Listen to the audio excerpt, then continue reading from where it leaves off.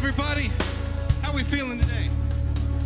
Let's get on our feet and sing together. We're going to sing this song. It's called Won't Stop Now. It's about Iron Man athletes. I give you glory for all you've brought me through. And now I'm ready for whatever you want to do. I'm moving forward to follow after you. And now I'm ready for whatever you want to do. Come on, let's sing. Your presence is an open door. We want you, Lord, like never before. Your presence is an open door. So come now, Lord, like never before.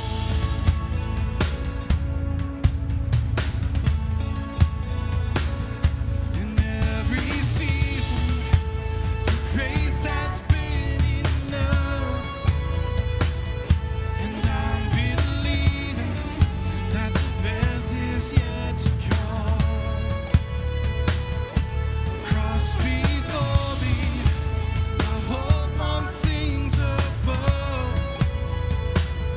And in you, Jesus, the best is yet to come. So your presence is an open door. We want you, Lord, like never before. Your presence is an open door. So come now, Lord, like never before. I need to feel some more energy in here. Let's put our hands together like this, all right? Let's let this next part be our declaration today, okay? Here we go, let's sing. I know a breakthrough is coming. By faith, I see a miracle. My God has made me a promise and it won't stop now. Come on, sing it again. I know a breakthrough is coming. By faith, I see a miracle. My God has made me a promise and it won't stop now. I know a breakthrough is coming. By faith, I see a miracle. My God has made me a promise and it won't stop now. I know a breakthrough is coming. By faith, I see a miracle. My God has made me a promise and it won't stop now.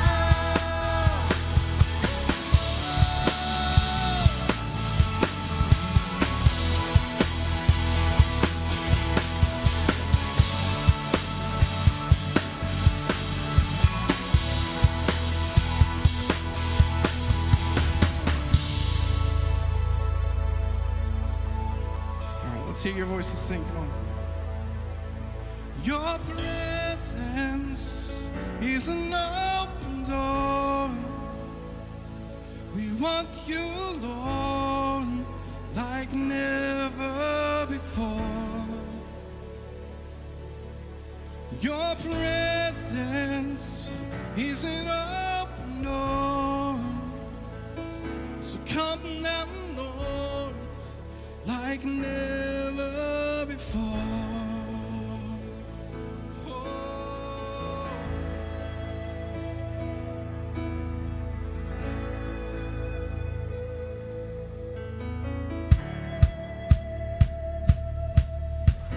We're not done just yet. We still got a little more singing to do. And I know probably a lot of you here have got a lot of yuck in your lives, because I know that I do as well. And I feel like sometimes when you don't know when to take that next step, all you can do is just sing as loud as you can and make that declaration that God has made that promise. He's not going to stop. He's done it before. He'll do it again for you. So let's sing this together and make this declaration, all right? Here we go. Let's hear it.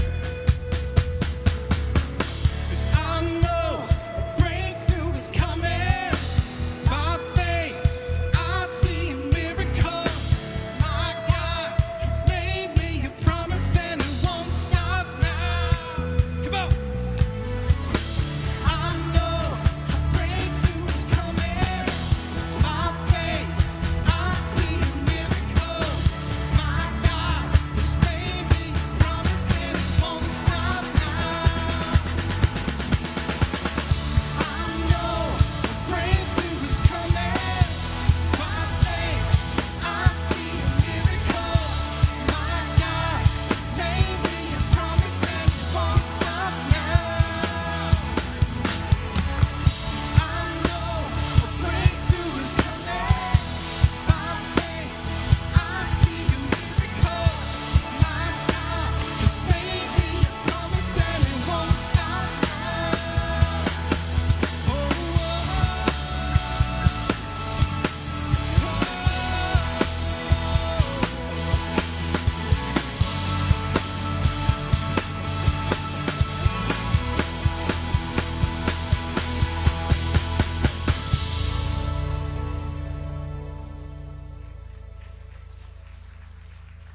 Hey, good morning, everybody. God won't stop now. That is incredible. Good morning. I'm Jane. And I'm DC, and we want to welcome you to Kensington. You know, Kensington Church is a church that was created to make it a safe environment for you to come and explore your faith every week. But right now we want to talk to you a little bit about something that's a program, one of the missions that Kensington works with. It's a program called Kids Hope. And it's a great program where we go out and mentor young children over at Traverse Heights Elementary. It's 30 to 40 minutes every week over lunch hour. And you just go and spend time with these kids.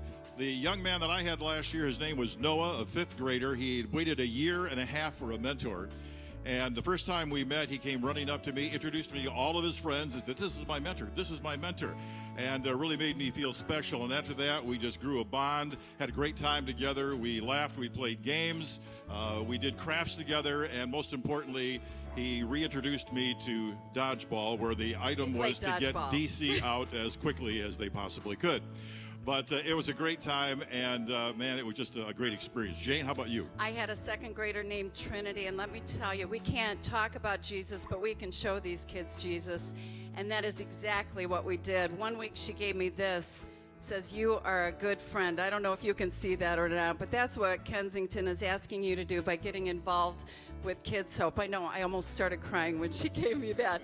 A little boy gave it to her on the bus. She had nothing to do with that, so she decided to give it to me. But anyway, I took it, and that's what Kensington is asking you to do. Just get involved, be a friend, and show them Jesus. She passed it forward and didn't even realize it, so yeah.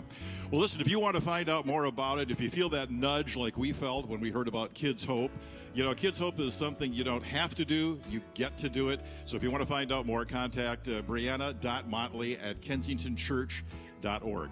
Now, today we're going to finish up our series on The Last One Picked. And of course, during this series, we've been finding out about the last, the least, the lost, and how Jesus took those people, did incredible things with them. It's an incredible series. You're going to enjoy it. But first, we're going to listen to the band, Brian, Annie, and Mallory. And we want to remind you, if something in the sermon touches you, you can stop out at the hub in the lobby. It's underneath the 3 TVs and the orange graphic. Stop out there. There's some great people you can meet. They can tell you more about the church and direct you on your spiritual walk. But again, we're going to hear some music, and since you're standing up, we have a great question for you. Don't forget, too, there's also the online version. Oh, that's right. That if you're watching online today, or if you're not comfortable with going out to the desk afterwards, it's okay.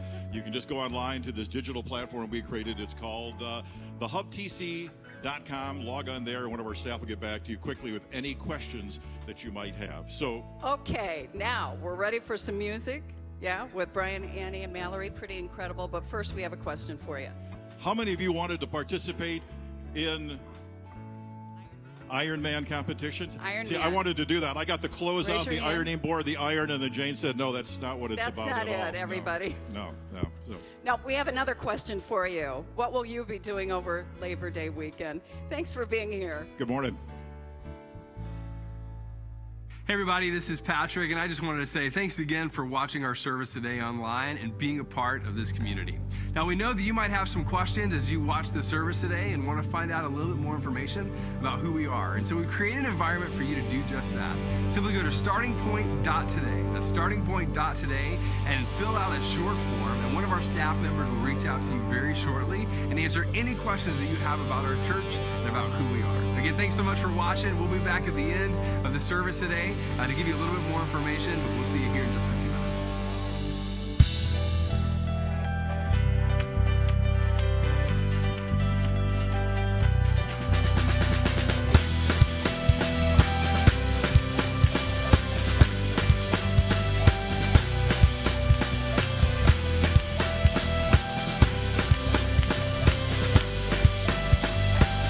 Step out of the shadows, step out of the grave, break into the wild, and don't be afraid. Run into wide open spaces, graces waiting for you. Dance like the weight has been lifted. Graces waiting. Where the Spirit of the Lord is, there is freedom. There is freedom. Where the Spirit of the Lord is, there is freedom. There is freedom. So come out of the dark, just as you are, into the fullness of His love. For the Spirit is here, let there be freedom. Let there be freedom.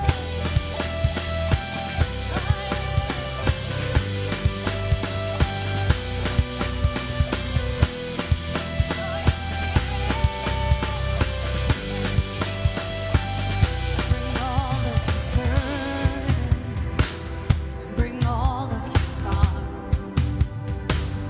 Come back to communion.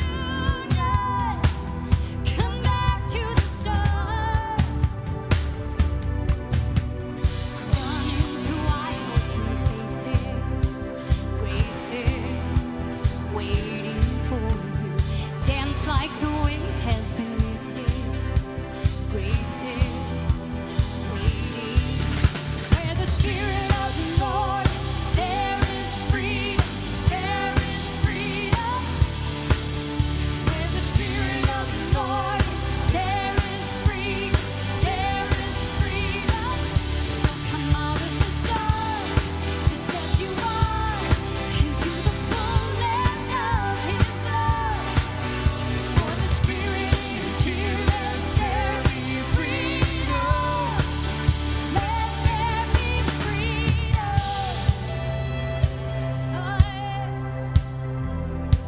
Oh, you make us free. Oh, your Spirit, it's here now. Yeah. Chains will fall, prisons shake at the sound of Jesus' name. Lives made whole, hearts awake at the sound of Jesus' name. Oh, chains will fall, prisons shake at the sound of Jesus' name.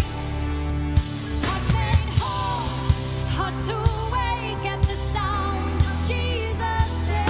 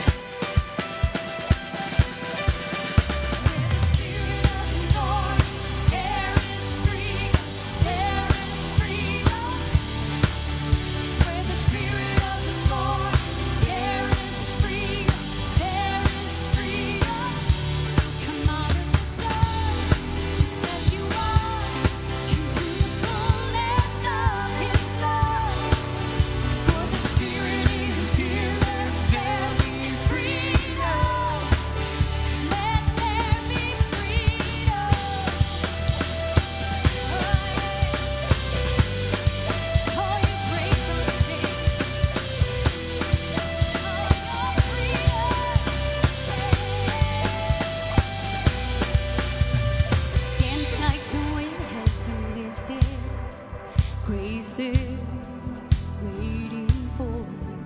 Dance like the weight has been lifted. Oh yeah, oh your grace is enough. Oh, dance like the weight has been lifted. Grace is waiting for you. Dance like the weight has been lifted. Grace is waiting. Oh, dance like the weight has been lifted. 'Cause he did it. Yes, he did it. Oh, dance like the weight has been lifted. Grace is waiting. Where the Spirit of the Lord is, there is freedom. There is freedom. Where the Spirit of the Lord is, there is freedom. There is freedom. So come out of the mud, just as you are, into the fullness of His love. For the Spirit is here, let there be freedom. Let there be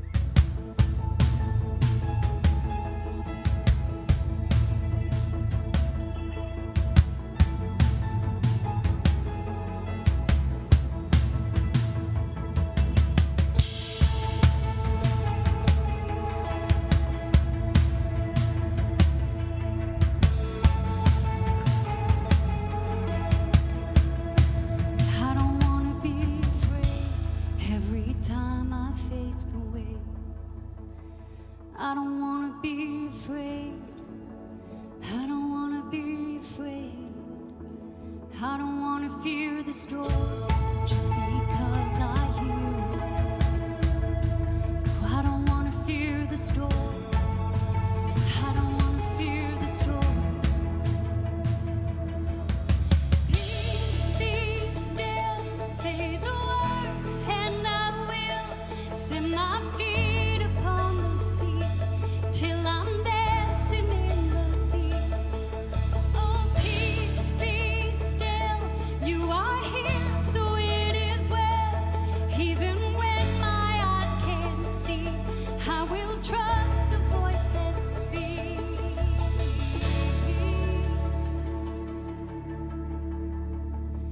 I'm not gonna be afraid, 'cause these waves are only waves.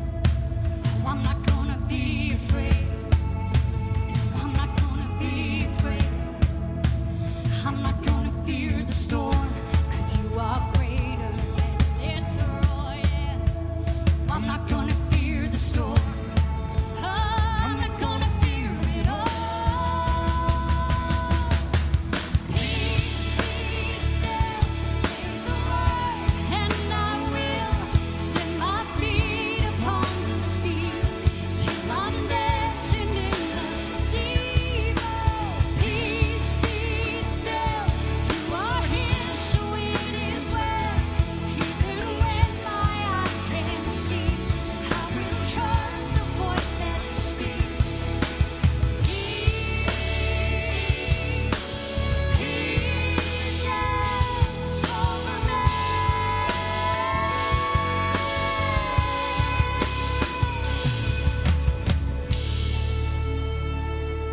Oh, Jesus, oh, we can feel you in this place. Ooh, let faith rise up, oh heart, believe. Let faith rise up in me. Let faith rise up, oh heart, believe. Let faith rise up in me. Let this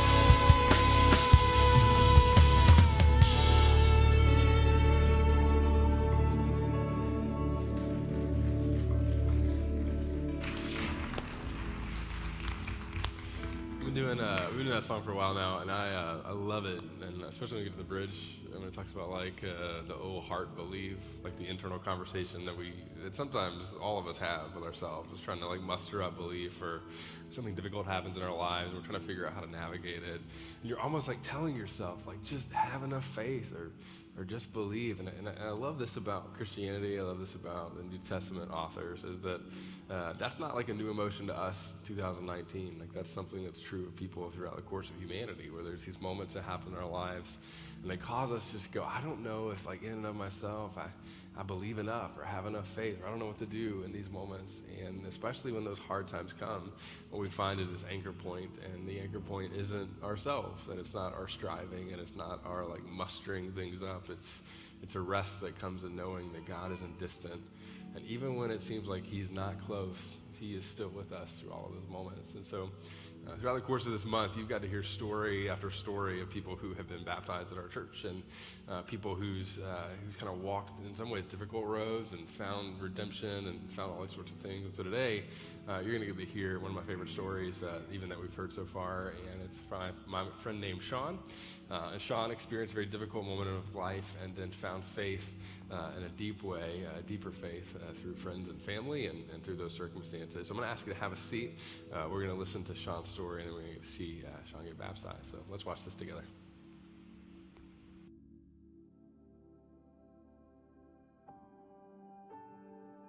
Hi, my name is Sean Heron, and this is how my story begins. I grew up in a Baptist church in Long Lake area. Growing up in church, I always knew Jesus was real. When I was in 5th grade, my dad got me a black snowboard. I moved to Washington State at 22 and snowboarded 100 days a year, worked at the ski area, and so I lived at the ski area for 3 years. Well, I had gotten all confident in snowboarding. I was all, I'd gotten good at it, and my friends were all going this way. Then I was just going, and the last thing I remember is looking, making this hillside turn, and just looking back, and just the sun was coming through at the perfect angle, and that's the last thing I remember until I woke up in the hospital. I would say that it helped me to learn my role and to know that none of us are invincible.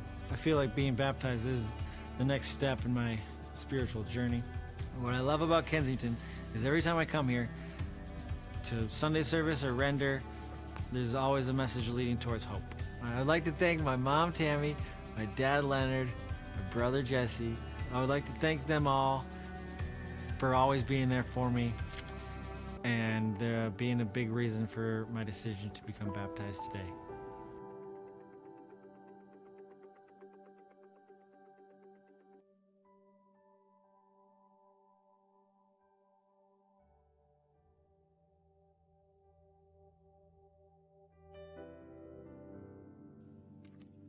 Come on in. It's a little slippy. It's so awesome to hear your story. Here, why don't you stand this way so we're not put our backs to everyone. But so a passionate snowboarder had a pretty bad accident. In a lot of ways, it's changed your life. And rather than like running from God, you actually drew closer to God through that.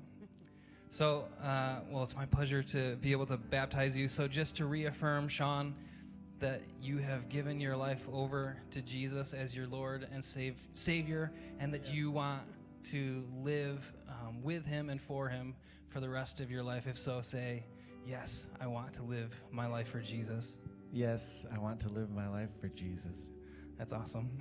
All right, here we go.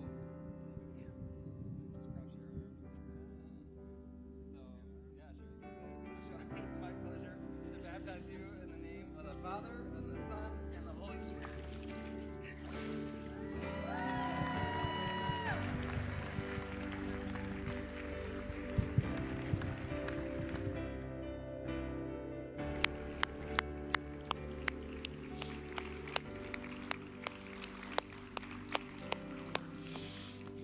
Sean's an incredible guy. If you haven't got to meet him, make sure after service, I think he'll probably be around, give him a high five. And then his parents, they serve in our K-Kids department as well. In fact, they've kind of been around my son, Henry, so we love you guys so much. It's such an honor to be a part of the day. One more time, can we get up for Sean? Let's get heads up. So great. Love you, bro.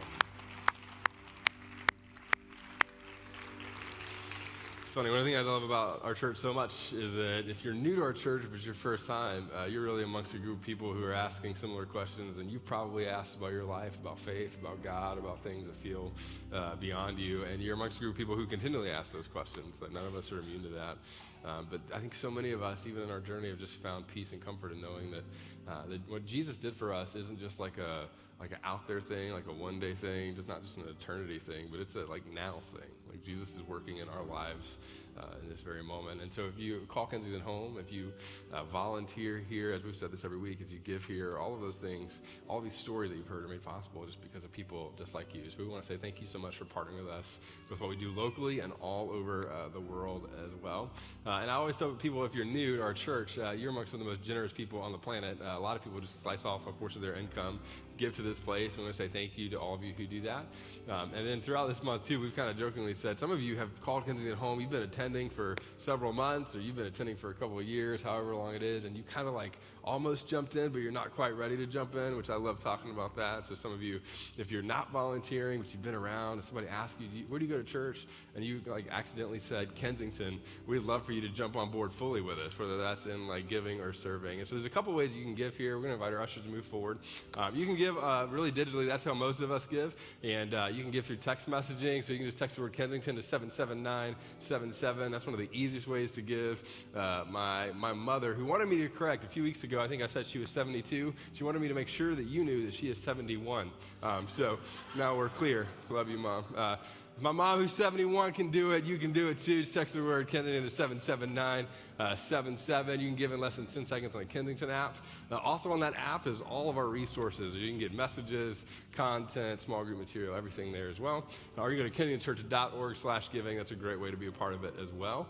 And you can give all of those things instead of recurring giving in all those ways there as well. And then I got a couple of announcements for you that I want to run by you. The first thing is this. We've got a men's breakfast coming up September 7th. It's at 8:30 a.m.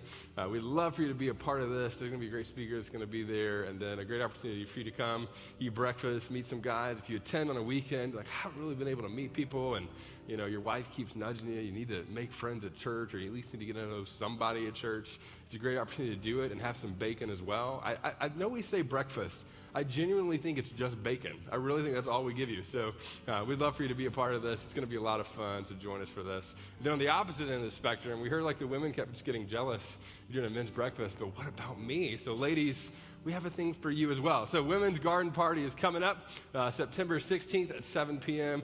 We'd love for you to be a part of this. I think this is the first time that we've done this. Is that right? Is this the first time that I honest to God, I don't know what a garden party is. But do the ladies know what that is? It involves a garden, and there's food, and there's women, so you should come. It's going to be great. So I will not be there at all, but you should come. It's going to be an amazing event. It's going to be incredible. We'd love for you to join us again. September 16th, 7 p.m. So a lot of you, we'd love for you to be a part of that as well. And then back to school supply drive. You've heard us talk about this throughout the course of the month. So many of you have already brought in supplies, but if you haven't done it yet, we would love for you to do that either today or next week. Make sure you bring those, and we're going to drop those off. This is like book bags or school supplies for kids in our city who need it. And so we'd love for you to maybe come with a book bag full of supplies, and we'll distribute those throughout the city to some kids that need that. And the last thing I was going to let you know about is today we are wrapping up a series called Last One Picked, and I know every church is a little bit different. The way that we kind of do our messages on a Sunday is kind of like a Netflix TV show, which is kind of fun. So we're like at the end of this series. It's kind of like episodes along the way, but we'll get you caught up as we get going today. And this series has been interesting because it really centers around the emotion of what it feels like to like be the last one picked or not be good enough or those kinds of things. And so to get us thinking in that direction, we're going to show you a video about something that's near and dear to my heart. It means a lot to me in life, and I feel like it might to you as well. It's going to involve donuts. So check out this video. Here we go.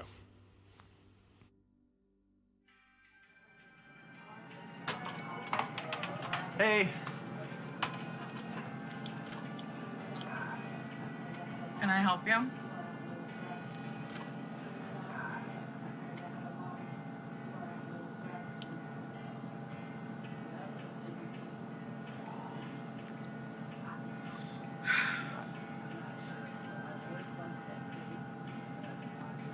Do you want something? I'll take that one.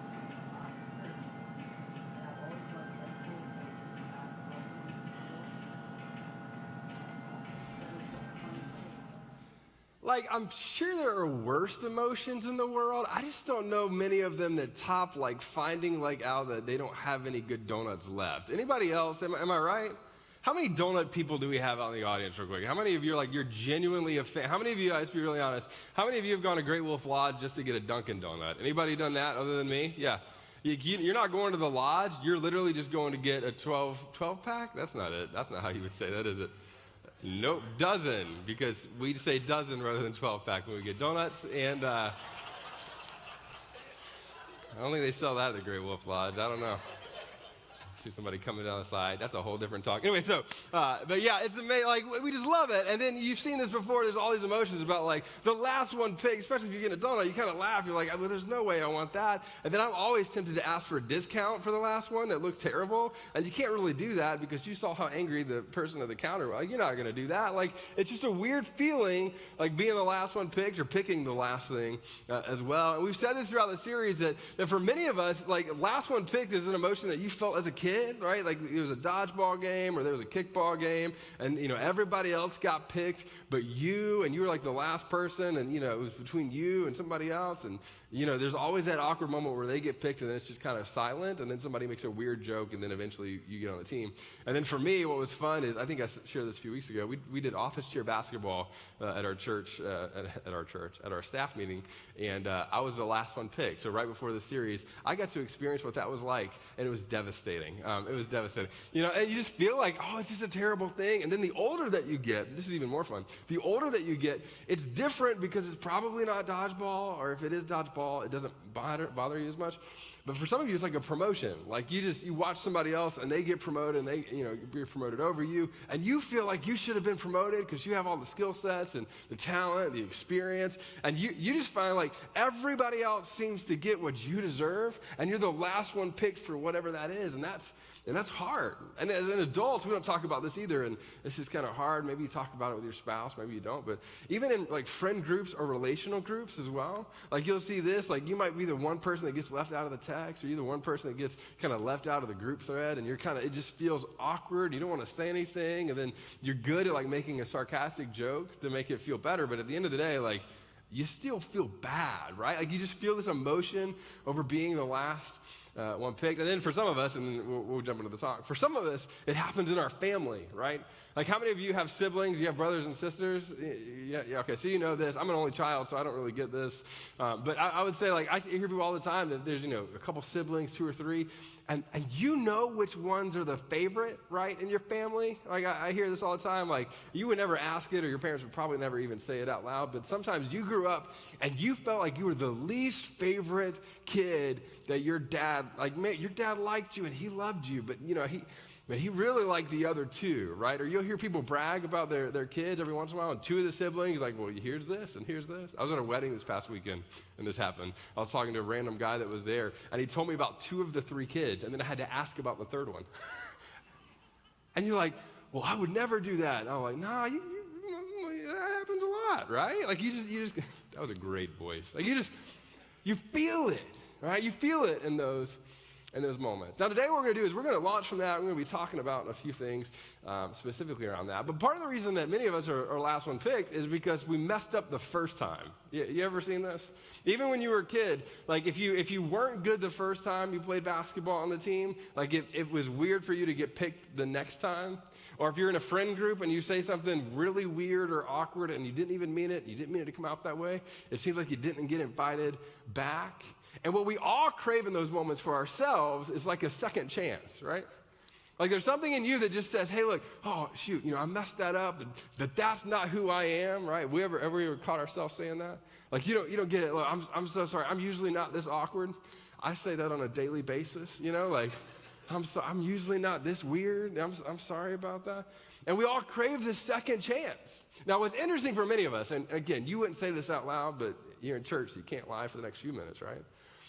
The thing that's interesting for us is we crave second chances and third chances and 26 chances, but for the people that mess up around us, we're not always so gracious to them, especially, and let me say this, especially if we don't have a relationship already, right? Here, let me prove that, right? How many of you are dads in the room who have a girl? Any your dads of young girls, right? So you get this. If a guy wants to take out your daughter, how many chances does he get to make a good first impression? Maybe one. Maybe one, right? If he messes up that first one, the second interaction is going to be you and your friend, Mr. Shotgun. You just want him to feel the weight of that. You don't get multiple chances to make a great impression on your father-in-law, right? When it comes to friend groups, you know this too. And I don't understand women. We've established that multiple times over the last several years. But I would say, like, women, you get this. Sometimes they don't even have to talk. Like, a woman walks in, and it's like a quick size up. I don't know how they do that. And it's like, maybe you get a chance, and then if it doesn't go well the very first time, the second chance might come or it might not. With other people, we're not as, like, gracious with our chances, but we all crave a second chance. Now today we're going to talk about this in the text for a few minutes, but I wanted to establish two principles that I think are true, and so I'm going to give you like kind of the ending of this ahead of time, and then I want to spend a lot of time talking about these two things because I think they're true of what we crave in our lives, but they're not necessarily something that we give out. And then for many of us, and this is what we're going to spend the bulk of our time talking about, for many of us, we don't assume that God does these two things naturally for us, right? And so here's the thing that we've said, right? Here's where we're going to launch from. Our past mistakes never nullify God's present invitation to follow him, right? Now, you may believe this in your head. And if you grew up in church, you've probably heard people say versions of this, right? That God's going to love you no matter what. There's nothing you could do to make God love you any more or any less, those kind of statements. And that's all well and good until you really mess things up in your life. And there's a part of you that goes, look, if God really loves me, that's great, and maybe that sort of thing, but you equate God's love to maybe like a parent's love that felt conditional or a friend's love that felt conditional. And you don't feel like you get like second, third, fourth, fifth chances with God. And sometimes it feels like, and you probably wouldn't say this out loud, it feels like that if there's a God up there, and if he's good, and you are not, and you mess things up, that whatever that invitation into a relationship is, or the followership is, right, feels like it's removed. And the second one is this, and this goes a little bit deeper, and again, we don't talk about this one as much. But past mistakes never nullify God's present invitation to be used by him. And this is where I think it really hits home, right? For those of you who are followers of Jesus, and I've talked to people all the time like this, you don't say it like this. You don't say it out loud like this. You just back away from anything that feels like a calling. And we've talked about this over the last couple of weeks. You just back into what feels comfortable, even if you're successful and even if you're talented. You just back into what feels good, but that you can control. And so today what I want to do for the next little bit is I want to talk about your past. I want to talk about how we navigate our past, our present, and our hopes for the future. And we're going to do it by talking about somebody that everybody loves, even in 2019. We're going to talk about tax collectors, right? Everybody loves taxes. Who doesn't love taxes? Who doesn't do your tax? Don't answer that. Anyway, so you got tax collectors, and tax collectors in our day and time, they're kind of distant. Like you do it online, you do it, somebody else does your stuff for you. You don't think about tax collectors in 2019 the way that it was approached back in the area of the world that we're going to be reading about today. But tax collectors were interesting, and the tax collector that we're going to be looking at today is a guy named Matthew. And Matthew was fascinating because he was extraordinarily intelligent, right? Extraordinarily intelligent. He didn't have an iPhone to do the calculations. He was, let me go through the list, right? Tax collectors in this time oftentimes were multilingual, and part of the reason was that in a specific area of the world, there were so many different people groups and types of people that would be coming in, that if you're going to collect taxes from somebody, you likely didn't have an interpreter sitting next to you. You had to be able to talk to many different people groups at the same time. They had to have the ability, and this is not me at all, to manage complex math conversions, right? Adding is about where I get. Subtraction every once in a while, multiplication, nope. And they had to be able to do all of these math conversions, in real time without this sort of calculator that you use. They didn't have a TI-83. They didn't have any of that. Like they're just doing it. So Matthew was able to do these things on the fly. And then the fun part that nobody really ever talks about is you had to be charismatic to be able to influence people.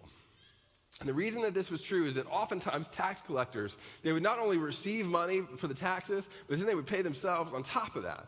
So they're taking more money than the actual taxes were worth, and then they could inflate however much that dollar amount is, in a lot of cases by however much they wanted to inflate that. And so they had to be charismatic enough to convince you to not only pay your taxes, but to pay them, which is so interesting, right? They kind of had to be a salesperson. They also had to have a knowledge of geography and topography, right? They had to know everything kind of going around without Apple Maps or Waze. They had to be able to do that. And then my favorite part, and again, nobody ever talks about this in church, but they had to be appropriately manipulative, right? And they had to be appropriately manipulative because they, in some way, it was a business. How can I get you to pay your taxes and then also skim some of that off for me and convince you to do it? So tax collectors were brilliant. A lot of ways, they were fearless. They were very hated in the ancient world a lot of times. And their commitment was like to this survival mentality of how do I make this happen, for myself. Now, what was interesting is that when it comes to these tax collectors, a lot of them chose this profession. And they knew, and I don't miss this, they knew because they would have grown up around it, they knew that choosing this would often isolate them from other people. And it would be in some ways like a way to ostracize themselves from other people. You don't wake up, you don't wake up in the morning, right, hoping to just give somebody else money and they just want to be relationally their best friend, right? It just doesn't happen, especially if you feel like you're being manipulated. So as we can say this, and this is what we're going to talk about with Matthew. Matthew, right, Matthew's decision to be a tax collector rendered him unlikely for a relational second chance with anybody. Which means that once you severed that, I don't miss this, once you severed that relationship, it's really hard to get that back with people in this way. So if you choose tax collector, that's a completely different thing, right? Let me put these out. We're going to show you like a difference. There's the tax collector. What Matthew ends up becoming, and it's going to feel weird if you've never heard this language around it before, what Matthew ends up becoming is not just a tax collector. He ends up becoming a disciple of a rabbi. Now, this is interesting, and the reason we phrase it this way is because back in this time period, and the rabbi that he essentially becomes associated with, that rabbi hadn't died and risen from the grave yet. So he, in a lot of ways, people just assumed he was a rabbi. Now, he was doing extremely cool things and teaching things that was messing with people's heads, but he essentially calls 12 of these disciples to follow him, Matthew being one of them. But he calls people that seem like they were completely unqualified, whose past didn't at all lend themselves to following a rabbi in this way. So let me tell you, this is what it would take to be a disciple of a rabbi, right? Typically what they would do is they would memorize the entire Hebrew Bible as a kid. As a small child, most of these Jewish boys were brought up to be able to see who could be the best of the best in terms of being able to follow a rabbi. So they would memorize oftentimes the entire Hebrew Bible. I love this. They would memorize not just that, interpretations of famous rabbis. So they wouldn't just memorize the text. Then they would be memorizing and studying what other famous rabbis had said about the text. And then they would be quizzed on that throughout their young life, that sort of thing. It was typically about a 25-year journey of discipleship to really become someone who's a disciple of a rabbi. And look at this, and this is one of my favorite parts. And then there was this expectation to essentially be covered in the dust of a rabbi. Ray Vander Laan has incredible work on this. If you haven't read it, it's so good. But this idea of being covered in the dust of the rabbi would mean that you would pick a rabbi and follow so closely to that rabbi that the imagery was as they would walk, there would be, dust kicked up on their shoes. And the image is from that dust that you're following so closely behind someone else. All of this was kind of like making it into this Jewish NBA, right?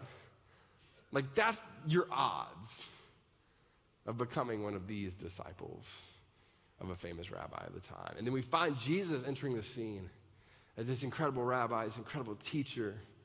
The people that he picks are people like Matthew, people that nobody quite expected to be one of these people. And the other part of this is that Matthew, even though he chose at some point along the way to do what he's doing, it also means that he was likely not chosen or good enough to be one of these people. And yet Jesus, no matter what he is good enough or not good enough in, calls him out to do something extraordinary. So that's the context we're going to pick up in today. We're going to be looking at Luke, I believe, chapter 5. Here's what it says. It says, after this, Jesus went out, and he sees a tax collector by the name of Levi, which is Matthew, right? He'll be called Levi throughout, but his name is Matthew.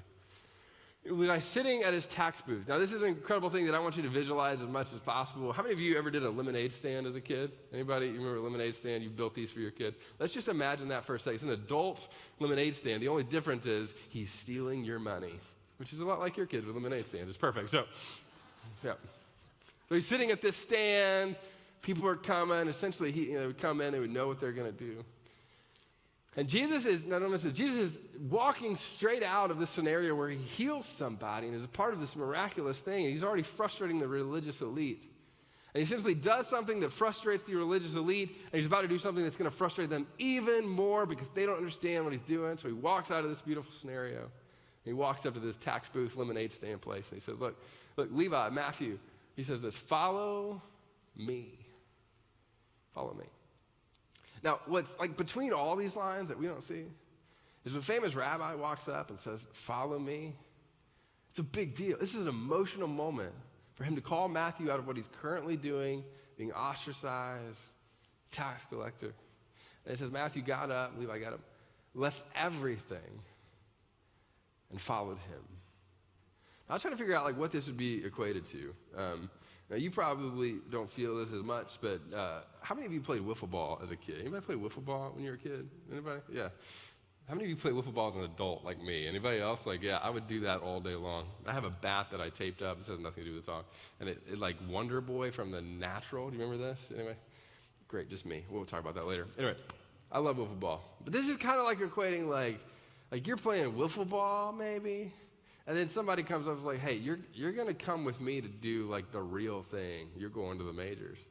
Like, I'm calling you out to do something completely different than what you're doing now, and it's something that you desperately always wanted. Now, for Matthew, this is emotional. For the religious elite looking at this moment, it's also emotional in a very different way.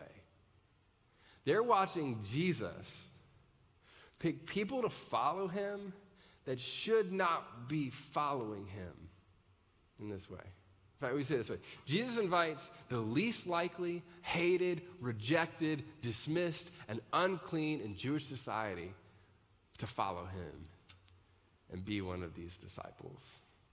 To which all the religious leaders are kind of like, You ever seen this? Like, even if they don't say anything, their arms are kind of crossed. They just kind of look at you like down a little bit. That's what I picture. A bunch of angry older men just doing this, you know? Matthew did not deserve, and he didn't qualify, and he wasn't ready for it. And Jesus calls him to do this anyway. Well, the power of the narrative comes a few verses later, but right here in this emotional moment, when Jesus calls him and says, follow me, Matthew definitively breaks from his past of being a tax collector to choose this continual following of Jesus. Some of you know this, but the New Testament wasn't written in English originally, right? It was written in Greek. And the words around this are this almost like you're not just choosing one time to go.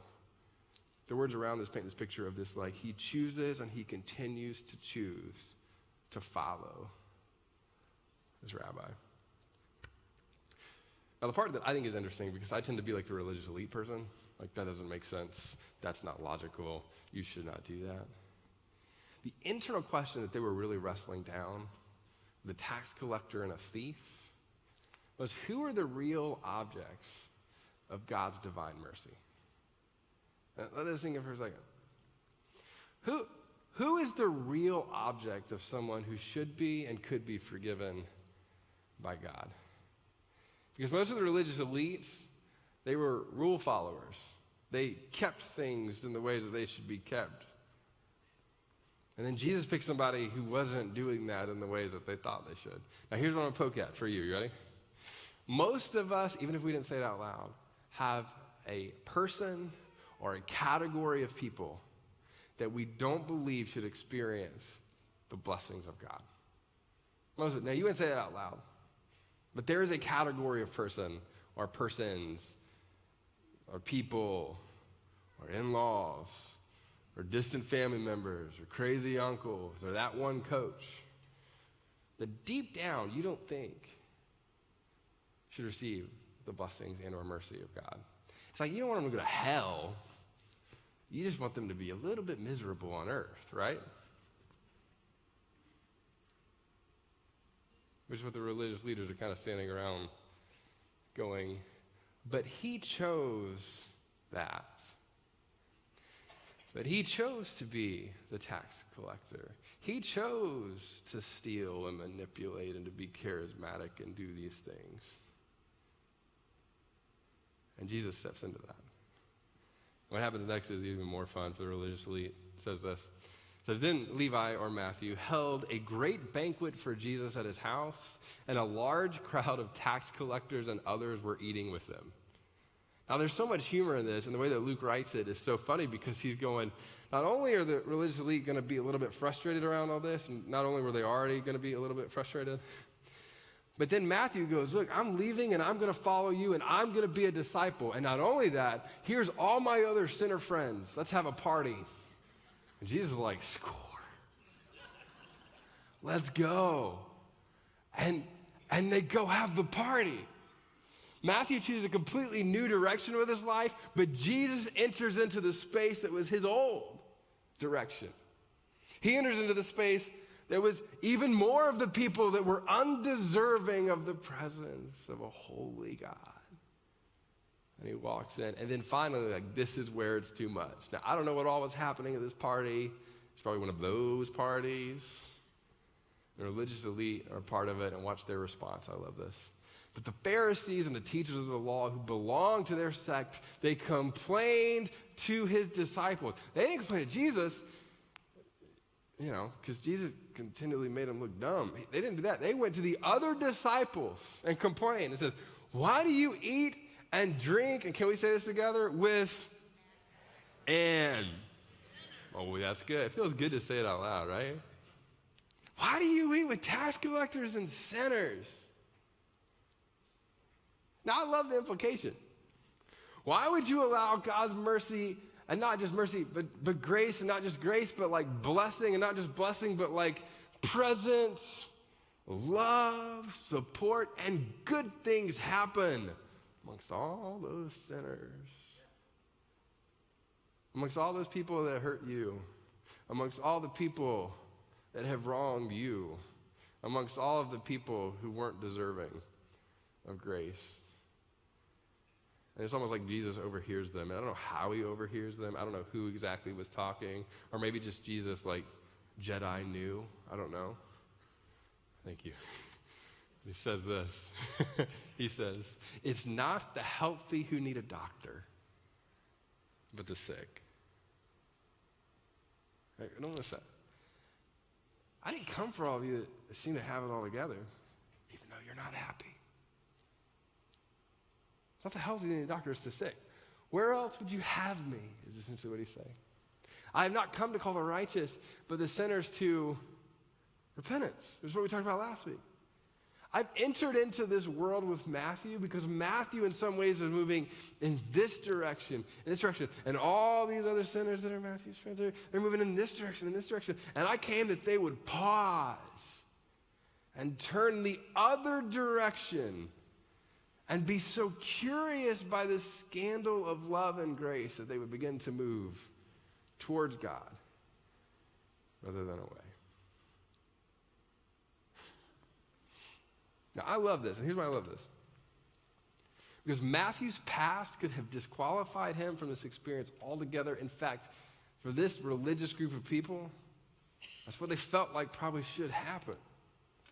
They weren't hardly at all concerned that Matthew was moving this way. And if he was to pause and move around, I don't miss this, there would have been a limit to the blessing and grace that he would have likely received. And here's what's so hard for you and for me, ready? That there are likely people in our lives that there is a limit to the blessing of grace that we kind of hope that they receive. And here's the even harder part, are you ready? And this is true of me, it's true of you, I think it's true of all of us.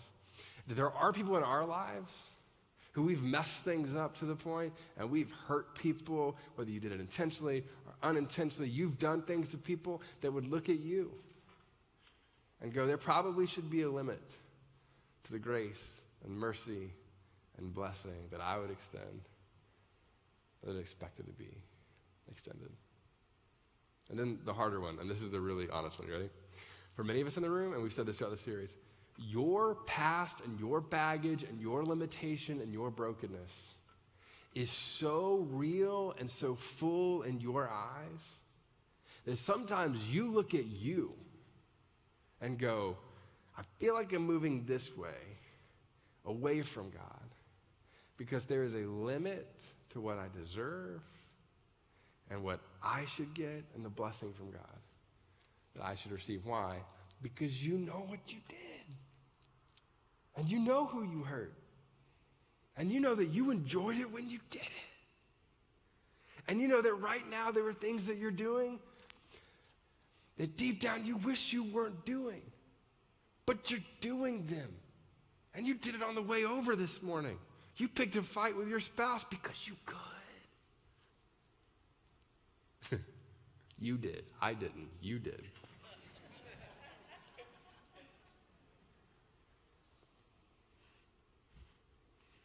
And the power of Jesus calling these disciples who didn't deserve it is that he's getting after their past was one thing, but I'm calling out through grace and love and undeserved mercy a different future. What's true about you is this, that your past is a predictor of your future if something doesn't change in your present. And what changes in your present, like whenever that present is, whether that's now or 3 months from now or a year from now or 2 years from now or 10 years from now, is what has to change in your present isn't you being better or more good or figuring out how to strive harder. It's you coming and saying, I've hit the wall on what I can force to happen on my own. Open-handedly, I'm coming to you. The beauty of Christianity, the beauty of Jesus is like, you're not disqualified because of your past, that you're not done because of your past. You're not done because of your present. You're not done because of those things. Look, come to me open-handed and I will call out in you what I put in you. But in our minds and in our hearts, we have to get past like what we've done. And we have to get past like some of the pain that we've caused and the brokenness and the failures and the insecurities and the things that you already know that you've set into motion. Put in my notes, I said this way, that my past, and this is me, and I feel like it's most of us, my past will inform, but it will not define. That what you've done in the past, it will inform your present and your future. And you get to choose whether it defines you or not, but it doesn't have to. And it doesn't have to not because of you being good enough or figuring it out, it doesn't have to because of Jesus. And what you did in the past was these broken things and this pain and all this.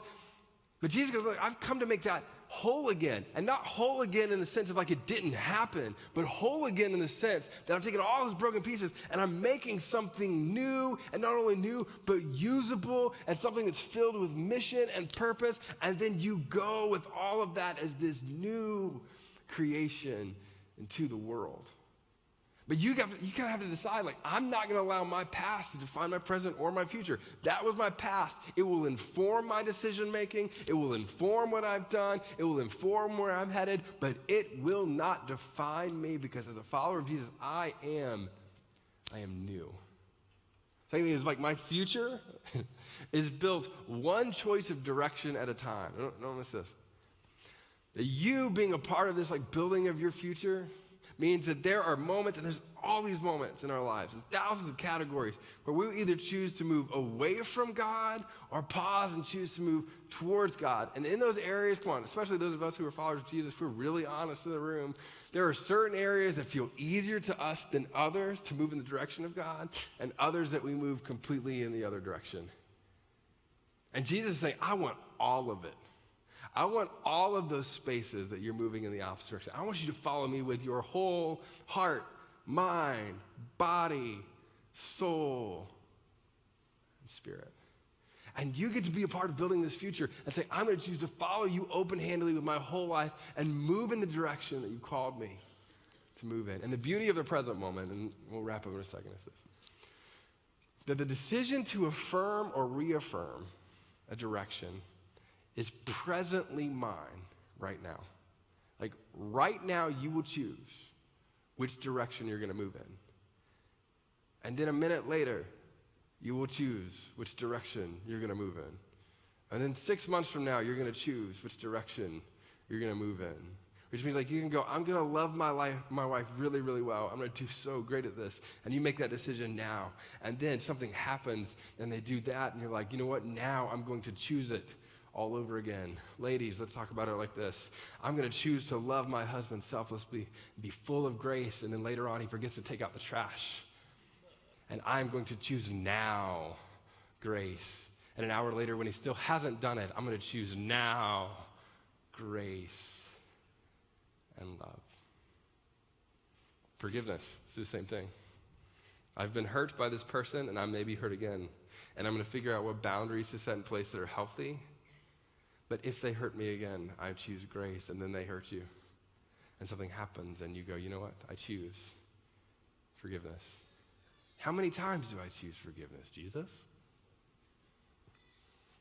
Again. And I guess it's infinite. I'm going to fall in a second, but we're doing good. If you were here last week, you know that that's possible. There's a GIF, promise. Was that at 9 or 11? Anybody remember? Was it 9? Yeah, of course it was. Great. And you get to pick what those categories are. And Jesus is inviting you to say, hey, I want all of it. I want you to trust me with all of it. So today, here's the statements that I really want us to hopefully grapple with and lean into, and that's this. That there's no place that you've been to that nullifies what God might do, right? There's nothing that you've done, no place that you've been to in your life that nullifies what God will do in and through you. And the second one is this. When it seems impossible with you, it's never impossible with God. Our brokenness never has the final say. And honestly, if I could convince every person that's a follower of Jesus that this were true to the point where they would apply it, what you would do with your life would be so incredibly extraordinary. And what the local church would do would be so incredibly extraordinary. So to wrap up our time, I'm going to do one thing that we haven't done before, at least I haven't done here. We're going to talk about 3 categories that at least I've seen this in. And honestly, for those of us who kind of wrestle with our past in a couple of areas, I want to talk about 3. These aren't the only 3. In fact, there's as many categories as there are people who think about categories. But being a pastor, part of what I do is I meet with people all the time, and I meet with people a lot of times that are at the point of their brokenness or admitting their brokenness and working through it. And I want to talk about these 3 in particular, and they're a little bit controversial. Is that okay? Can we? 9 o'clock's fun. You're the fun crowd, right? So this is going to be great. You're going to get the email greg.ruby@kensingtonchurch.org if you're mad. I'm kidding. Now you know my email too. All right, so here's the patterns of regret that I want to talk about. And the first one's probably more controversial. Well, we'll just see how it goes. The first one I want to talk about is this, right? I want to talk about alcohol for a second. Can we do this? This is fun, right? So I grew up in the South, and I get these questions all the time, and I don't drink. So caveat to me, I don't drink. And I don't drink because I think it's a sin. Right? That's not it at all. In fact, a lot of people assume that, so they'll offer me a beer, and I'll say, no, I'm good. I'll just take some sweet tea, and then they laugh, and then we settle together on Coke, because the North. But this happens to me all the time, and I love talking about this. I love talking about it. And then I almost always get asked the question, well, why? If they're really brave, and they get past it, they're like, well, why don't you drink? And this is one of my favorite things. And I love talking about it because I don't think it's a sin. I really don't. But with that said, I grew up in the context where people thought it was a sin to the point that they would twist scripture to mean something that it didn't. So I grew up with people that would teach the Bible and say, when Jesus turned water into wine, it wasn't really wine, it was just grape juice. I'm like, well then why didn't they call it, wait for it, grape juice? I don't know. Isn't the alcohol part of that? And not only that, I'm like, if Jesus made it wine, I bet it was good. I don't think it was not great. I bet it was good. I don't think it's a sin. Now watch me for a second. At the same time, like anything else that you consume, we can have the same conversation about Instagram. We can have the same conversation about Wendy's, which we will in a second. We can have all these conversations. When it comes to alcohol, and I don't miss this, I meet people all the time whose connection to alcohol in their past has caused regret. And at some point along the way, that regret has progressed. But the thing that did not stop was the common denominator in the spaces where their regret occurred, which was alcohol. And this isn't all of you. This isn't everybody. It's not. It's not online people who are now like, I better drink quick. Like, it's not that. But here's what I'm saying. I don't want you to miss this. But if in your past, alcohol has been connected to regret, it's not sin or not sin to me. It's like, it feels extraordinarily unwise to bring that common denominator into your present and your future, right? Now, this is just me, and I'm just, come on. Because if we're really honest, right? If we're really honest, some of you have addictive behaviors, and you have addictive behaviors in certain things. It's not everything. You have addictive behaviors in certain things. My addictive behavior, I've never really drank alcohol. So far, it's not connected to this. But I have addictive behaviors in other areas. And I know that if I don't avoid those or remove those, it will cause regret in my future. Now, here's the thing for me. With people who have, regret connected to alcohol in their past, and don't miss this for a second. Those people never sit in my office and begin a story with, you know what?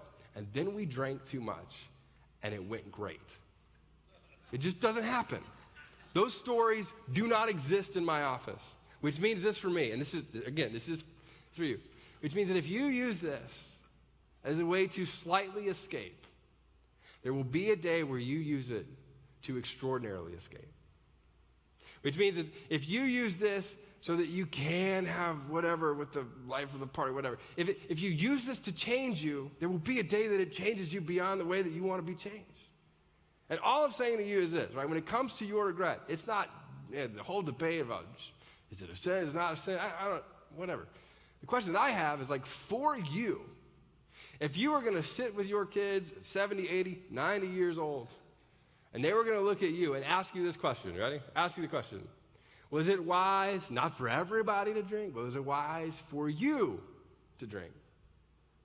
I would be curious what you would say to them based off of your past experience with it. And this is not everybody, but it is some of you. And so here's what I'm going to tell you, and this is incredibly emotional, and I don't understand it because I've never really experienced any addiction to it. I know so many people who have. Here's what I tell you. If there's a part of you that feels like you flirt with it, or you're anywhere near the line, you need to here's what I tell you. You need to pause now. If you have kids, if you're married, and this is just because the story's not here, if that's you, pause now and have conversations with people who can walk you through it. Because I'll tell you this, and this is just me. The thing that I hope for you, and it's not judgmental. It probably feels judgmental, especially because I don't drink. I get that. It's not judgmental for me at all. But part of me in wanting something for you is that you don't have to experience regret that you weren't designed to handle anyway, right? So that's the alcohol one. Are we warmed up now? Great. Here's the next one. It's about finances, right? This is hard. I didn't grow up around, I didn't grow up knowing a lot of this. This is hard and this is personal for us, right? I'll say when it comes to your finances, if in your past you have a track record of really messing this up, this is hard. One of the best things that you could ever do for your family, for your kids, your future family, your future kids, is to go, I'm not good at this, right? And if you're not good at this, let me tell you what you're really robbing yourself of. It's not a new car. It's not a Tesla. I mean, you are, but, it's probably not. You're robbing yourself of the opportunity to feel what it's like to meet the needs of other people with radical generosity. And if you don't solve that, and hear me, this is hard. There have been seasons of our lives where we've just not been great at this, and that's been the robbed part of it. It's not just robbing your family. It's like you're robbing your entire opportunity for someone to go, I have this need, and you go, I'm going to meet that need now. That's what you're robbing yourself of. And here's the thing. I think when God calls us to be so good with this, it's not just so that you can have more stuff. I don't think God's up there going, I hope you have the iPhone 11. I mean, if you want to help me with that's great. I would love the iPhone 11. That's part of my problem. You know what I mean?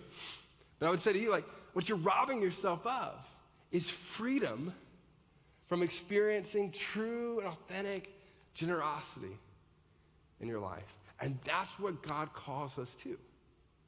And so my question for you, and this is a very personal thing for you, but if you have not been good at this in your past, the expectation that you will be good at it in your future without someone coming alongside of you is very unlikely. So will you come to God with all of your financial resources and say, God, here I am open-handed. My past has been that, but that will not label my future. I'm choosing a new direction with it. And the last thing I'll say about this is if you're single, ready?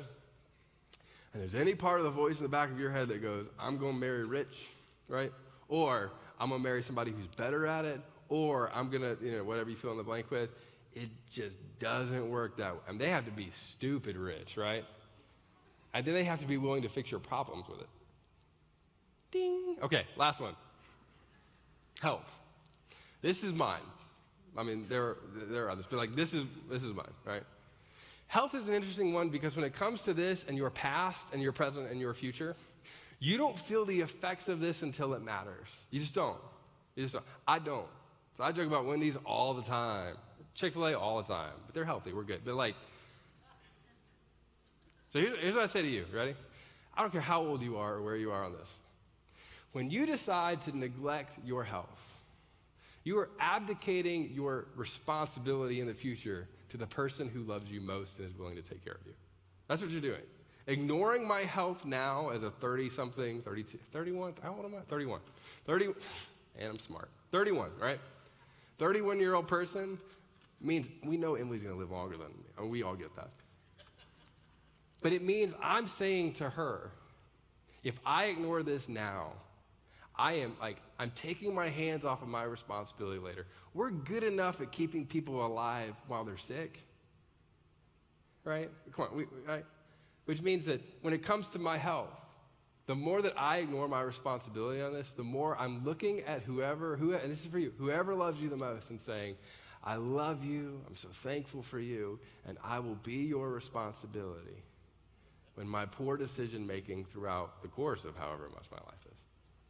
Disconnect with that. Now, there's genetics, and if you're a doctor, I get it. There's components to it. But when it comes to eating and exercise and all these kind of things, that's what you're doing. So my question to you is your past doesn't have to define you anymore. You don't have to be that person anymore. And I don't even think in the present you have to make such a drastic change where everything happens all at once. But here's what I am saying to you, is what, in this particular area, is the one or two decisions that you need to make right now to lead you on a path towards wholeness in this area that Jesus wants for you anyway, right? So I'll tell you what mine is. This is really open and honest. Can I just be really blunt? Don't judge me too much. Scott, my doctor's not here. His wife is, but you can't tell him, right? So this is what it means for you. This is super practical. You ready? I've said, I'm not eating 3 healthy meals a day. I wish I was. I am trying to eat 1 healthy meal. That's how bad I am at it. 1 healthy meal a day. And I'm trying to exercise 3 times a week. And you know what my exercise is? It's not CrossFit. I love, I'll watch CrossFit posts. I'm and I'm jealous. I'm like, if I try to do a pull-up, you would laugh, I would laugh, and then it would be on Instagram. It would be bad.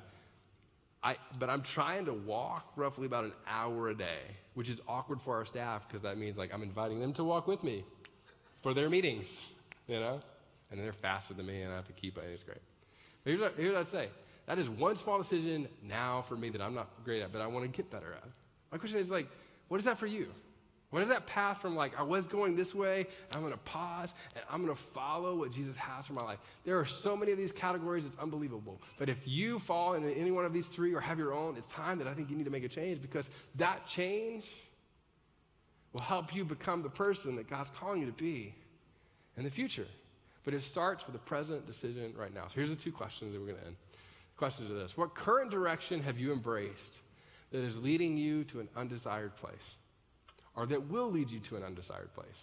That you're flirting with it, but if you continue to move in that direction, if you fall one way or the other, you know that place that you're headed to is an undesired place. And the second question is this. What current source of regret do you need to let go of? What have you done in the past that you've allowed to define your present and your future?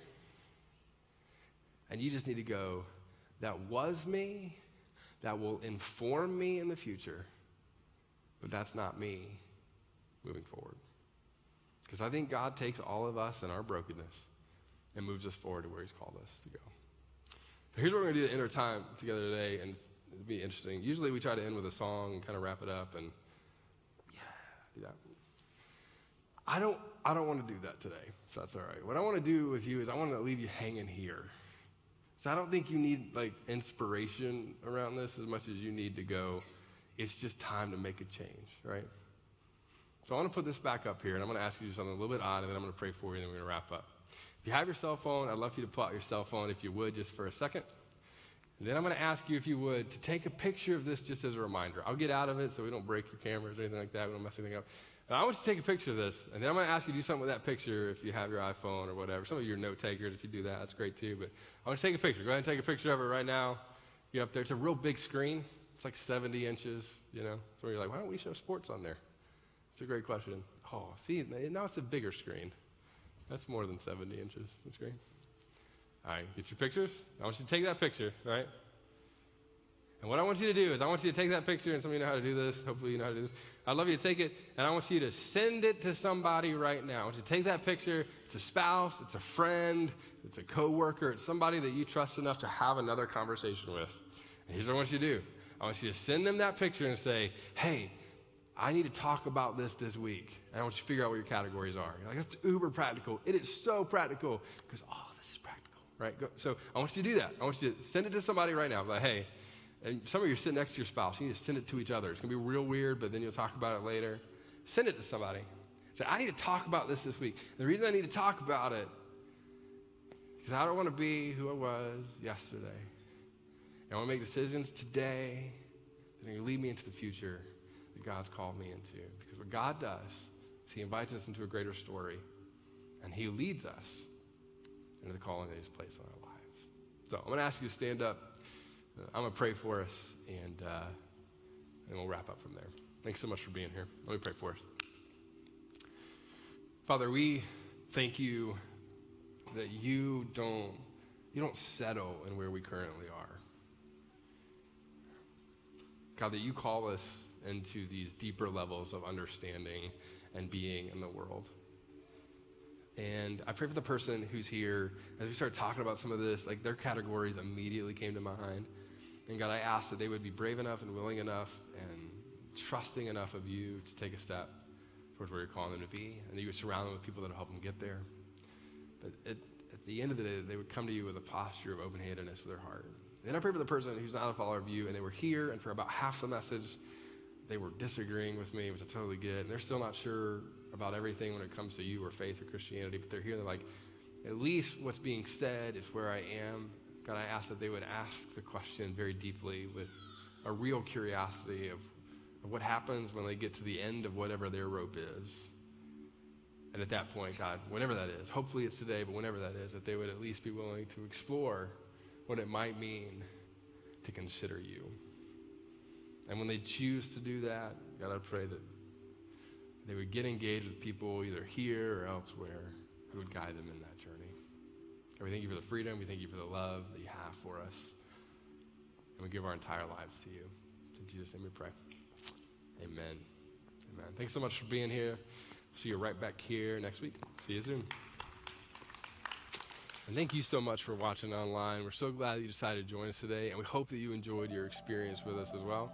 I also want to let you know that if any of this kind of hit home with you and you're interested in taking a next step, if you're here in the northern Michigan area, we would love to connect with you, either live here at one of our services at Render, or maybe even one of our small groups. We'd love for you to take a next step with us, get to know some people here as well. Or if you're watching somewhere else, we'd love to point you to a church in your area. So we'd love for you just to message us or comment. We'd love to get you connected with a place that can help you take some of those next steps. I also wanted you to do this. If you're not following us on social media, we'd love to invite you to do it. We're on Facebook, Instagram, and Twitter. Those are really the best places to find out more information about our church, all that's going on around here as well. Again, thanks so much for watching. We'll see you right back here next week. See you soon.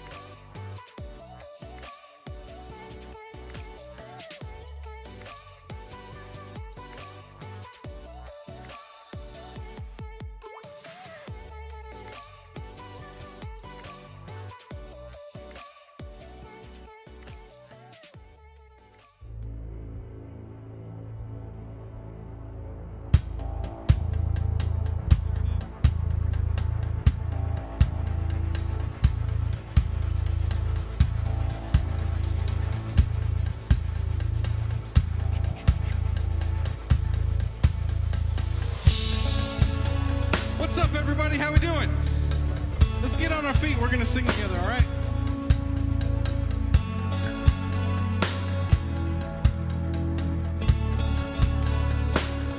I'll give you glory for all you brought me through. And now I'm ready for whatever you want to do. I'm moving forward to follow after you. And now I'm ready for whatever you want to do. Let's sing this together, all right? Your presence is an open door. We want you, Lord, like never before. Your presence is an open door. So come now, Lord, like never before.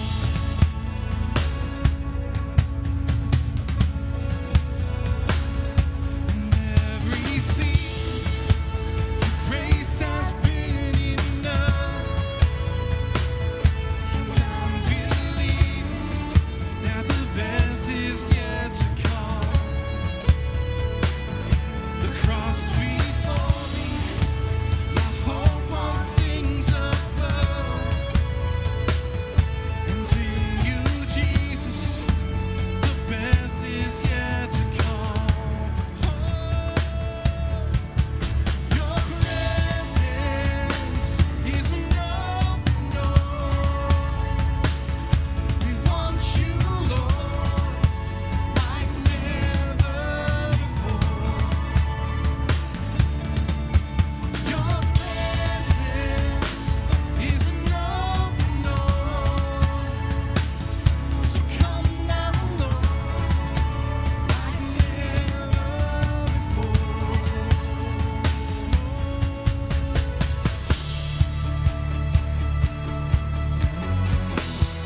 Let's see everyone put them together like this. I want to hear every voice sing this next part. Are you ready? Here we go. I know a breakthrough is coming. By faith, I see a miracle. My God has made me a promise and it won't stop now. Sing that again. I know a breakthrough is coming. By faith, I see a miracle. My God has made me a promise and it won't stop now. I know a breakthrough is coming. By faith, I see a miracle. My God has made me a promise and it won't stop now. I know a breakthrough is coming. By faith, I see a miracle. My God has made me a promise and it won't stop now. Won't stop now.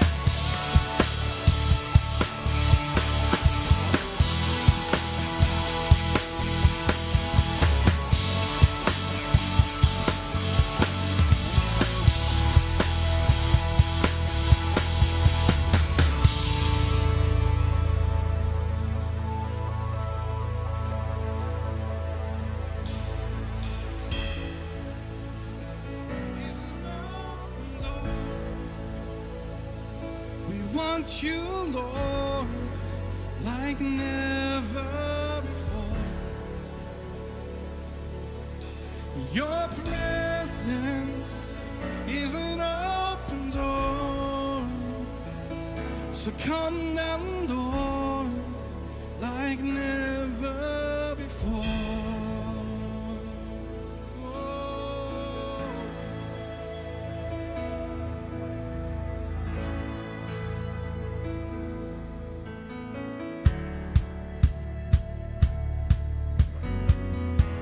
We're not done just yet. We got a little bit more singing to do. So. I know many of you here probably feel the way I do today, feeling that you got a lot of yuck in your lives, that the burdens keep piling up and you're not quite sure what next step to take. And sometimes when you get in that state of mind, all you want to do is just sing as loud as you can. So we're going to sing this next part so we know a breakthrough is coming. God's done it once. He's going to do it again for you again. So here we go. Let's sing it. 'Cause I know a breakthrough is coming. By faith, I see a miracle. My God has made me a promise and it won't stop now. Come on, sing it out. I know a breakthrough is coming. By faith, I see a miracle. My God has made me a promise and it won't stop now. I know a breakthrough is coming. By faith, I see a miracle. My God has made me a promise and it won't stop now. I know a breakthrough is coming. By faith, I see a miracle. My God has made me a promise and it won't stop now. No, it won't stop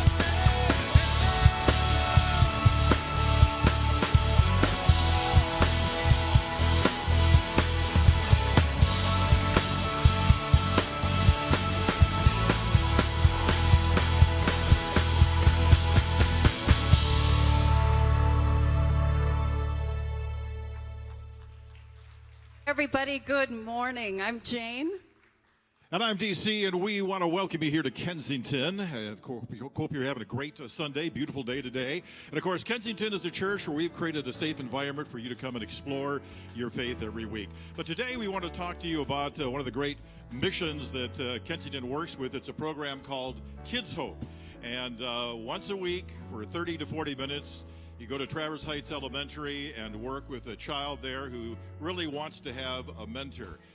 I remember going over from my first time last year, driving over thinking, what am I doing? But you know, I got there, I met my young mentor, Noah, who'd been waiting a year and a half for a mentor, and we got to have a great bond. He took me around, introduced me to all of his friends, said, this is my mentor, this is my mentor. And we just had a great time together over the year. We played some games together at lunchtime, we did crafts together, and probably most importantly, he reinvented me to the sport of dodgeball. Yeah, where DC the- did crafts and dodgeball, everybody. yeah, at the same time. The project was to get DC out as quickly as they could, but we had a great time together. Jane, how about you? What was your experience Well, I had a like? great experience as well. This was our first time doing Kids Hope. We did this last year. Didn't know what to expect, but I met a second grader. Her name was Trinity. And I got to tell you, we can't talk about Jesus to these kids, but we can be Jesus to them. And that's what we did during the school year. One day I walked in there and she really blessed me. Now this might make you cry, but she got a gift from a little boy on a bus and it said, "You are a good friend." Well, she wanted nothing to do with that little boy, so she gave it to me. You are a good friend. I made a good friend this past year with Trinity, and I'm going back this year to be with her as well. I hope you can get involved with Kids Hope because you can become a good friend to a child. It takes 30 to 40 minutes a week. We have super busy schedules, but you can do it too. Yeah, it's a great time, and Trinity learned to see at an early age to pass it forward right there. So listen, if you want to find out more, be involved, if you're feeling that little God nudge that we felt last year and you want to be a part of it, it's not something you have to do, it's something you get to do. So try out Kids Hope. If you want to get more information, contact Brittany.Motley at Traverse at KensingtonChurch.org, and they'll be more than happy to get you the information you need. So today we're going to continue our series on the last one picked, where, you know, we've been learning over the last few weeks how Jesus used the last, the lost, the least to use those people to do incredible things. So if this sermon touches your heart or you want to go a little bit deeper, maybe it's your first time here or you've been here for a long time, stop out at the hub in the library in the library. In the lobby, how about that? Under the 3 TVs and the orange graphic, there's some great people out there that'll help you with your spiritual walk, point you in the direction of maybe a small group or some reading. But stop out, say hi, and find out more. And if you're watching online today because maybe you couldn't get to Kensington today, or you want to go to a table afterwards, not really your thing, that's okay. They created an online platform called thehubtc.org. You can log on there. One of the staff members will get back to you in a very short time and answer any questions that you might have. Now we're going to get ready to sing with Mallory, Brian, and Annie. But first, we have a question for you, okay? Yeah. Did you really want to perform in the Iron Man today, your huh? hand. Because I did. Yeah, I got the there. clothing out, I got the ironing board, I got the iron, the whole deal. And then Jane said that's not what it was. No, that is not it. The real question we want you to turn to your neighbor and ask is, what will you be doing over Labor Day weekend? Welcome to Kensington, everybody. Hey everybody, this is Patrick, and I just wanted to say thanks again for watching our service today online and being a part of this community. Now we know that you might have some questions as you watch the service today and want to find out a little bit more information about who we are. And so we've created an environment for you to do just that. Simply go to startingpoint.today. That's startingpoint.today and fill out that short form, and one of our staff members will reach out to you very shortly and answer any questions that you have about our church and about who we are. Again, thanks so much for watching. We'll be back at the end of the service today to give you a little bit more information, but we'll see you here in just a few minutes.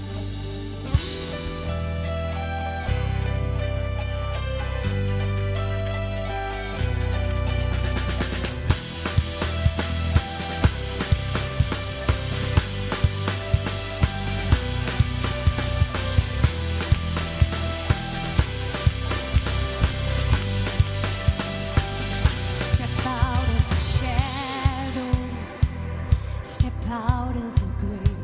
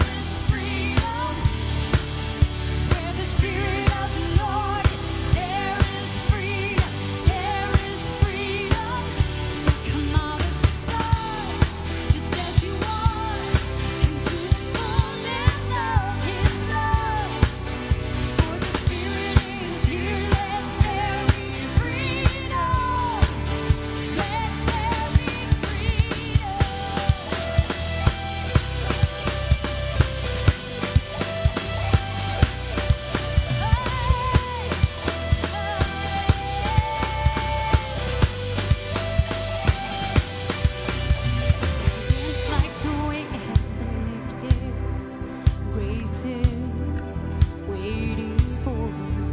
Dance like the weight has been lifted. Oh yes, your grace is enough for me. Dance like the weight has been lifted. Grace is waiting for you. Dance like the weight has been lifted. Grace is waiting. Oh, dance like the weight has been lifted. Yes, he did it. Oh, dance like the weight has been lifted. Grace is waiting. Where the Spirit of the Lord, there is freedom. There is freedom. Where the Spirit of the Lord, there is freedom. There is freedom. So come out of the dark, just as you are, into the fullness of His love. For the Spirit is here, let there be freedom. Let there be freedom. Oh yeah. Oh, let us dance. Oh, our weight is lifted. Oh, let there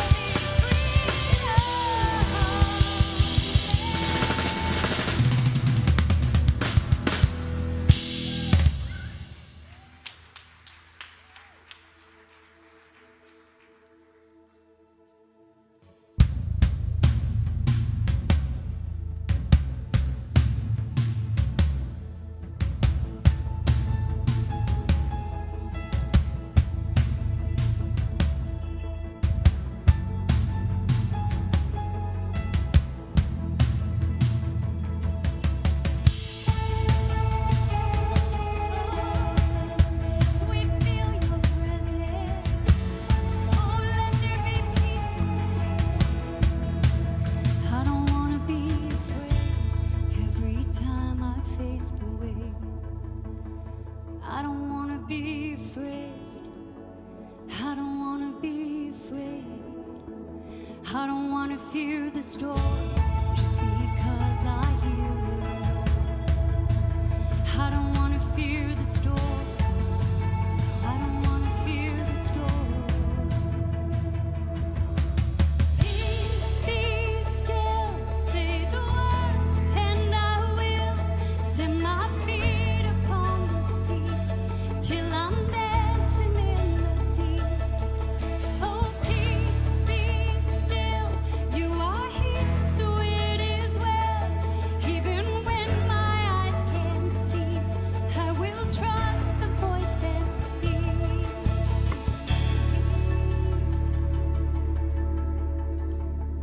No, I'm not gonna be afraid, 'cause these waves are only waves. No, I'm not gonna be afraid.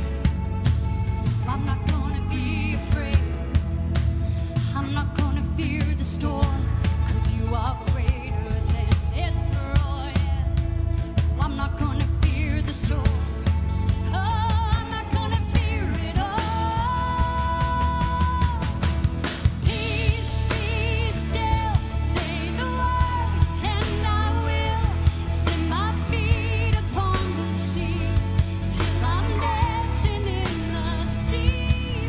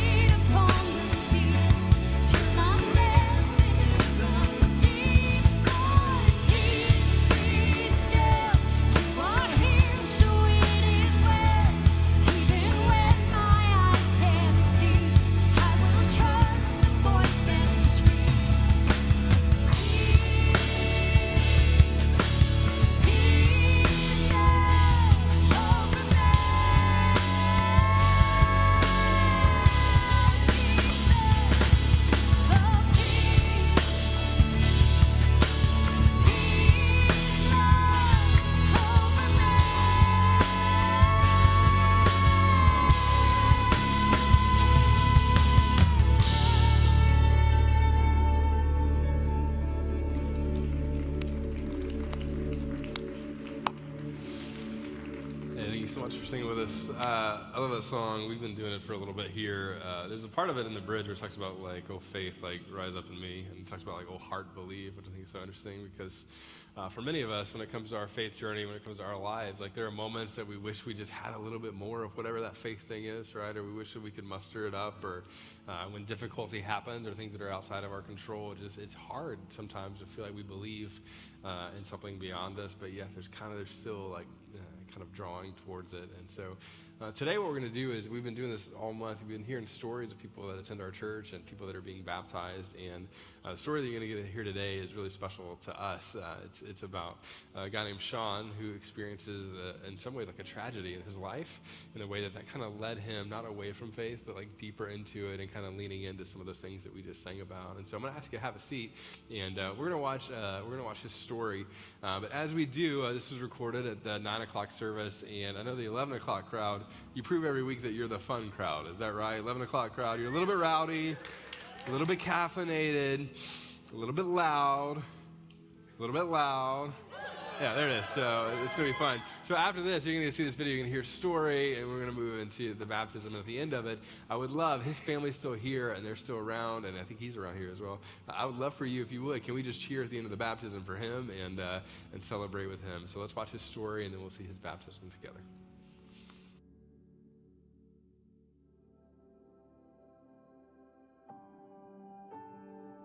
Hi, my name is Sean Heron, and this is how my story begins. I grew up in a Baptist church in Long Lake area. Growing up in church, I always knew Jesus was real. When I was in 5th grade, my dad got me a black snowboard. I moved to Washington State at 22 and snowboarded 100 days a year, worked at the ski area, and so I lived at the ski area for 3 years. Well, I had gotten all confident in snowboarding. I was all, I'd gotten good at it, and my friends were all going this way. Then I was just going, and the last thing I remember is looking, making this hillside turn, and just looking back, and the sun was coming through at the perfect angle, and that's the last thing I remember until I woke up in the hospital. I would say that it helped me to learn my role and to know that none of us are invincible. I feel like being baptized is the next step in my spiritual journey. What I love about Kensington is every time I come here to Sunday service or render, there's always a message leading towards hope. I'd like to thank my mom, Tammy, my dad, Leonard, my brother, Jesse. I would like to thank them all for always being there for me and being a big reason for my decision to become baptized today.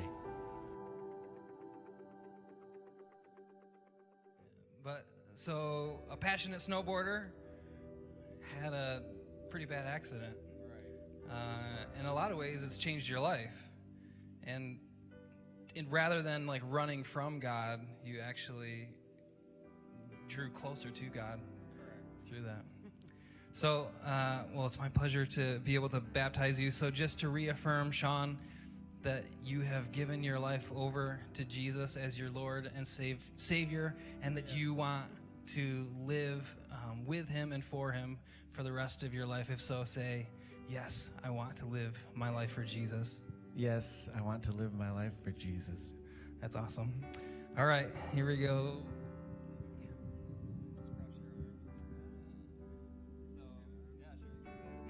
It's my pleasure to baptize you in the name of the Father, and the Son, and the Holy Spirit.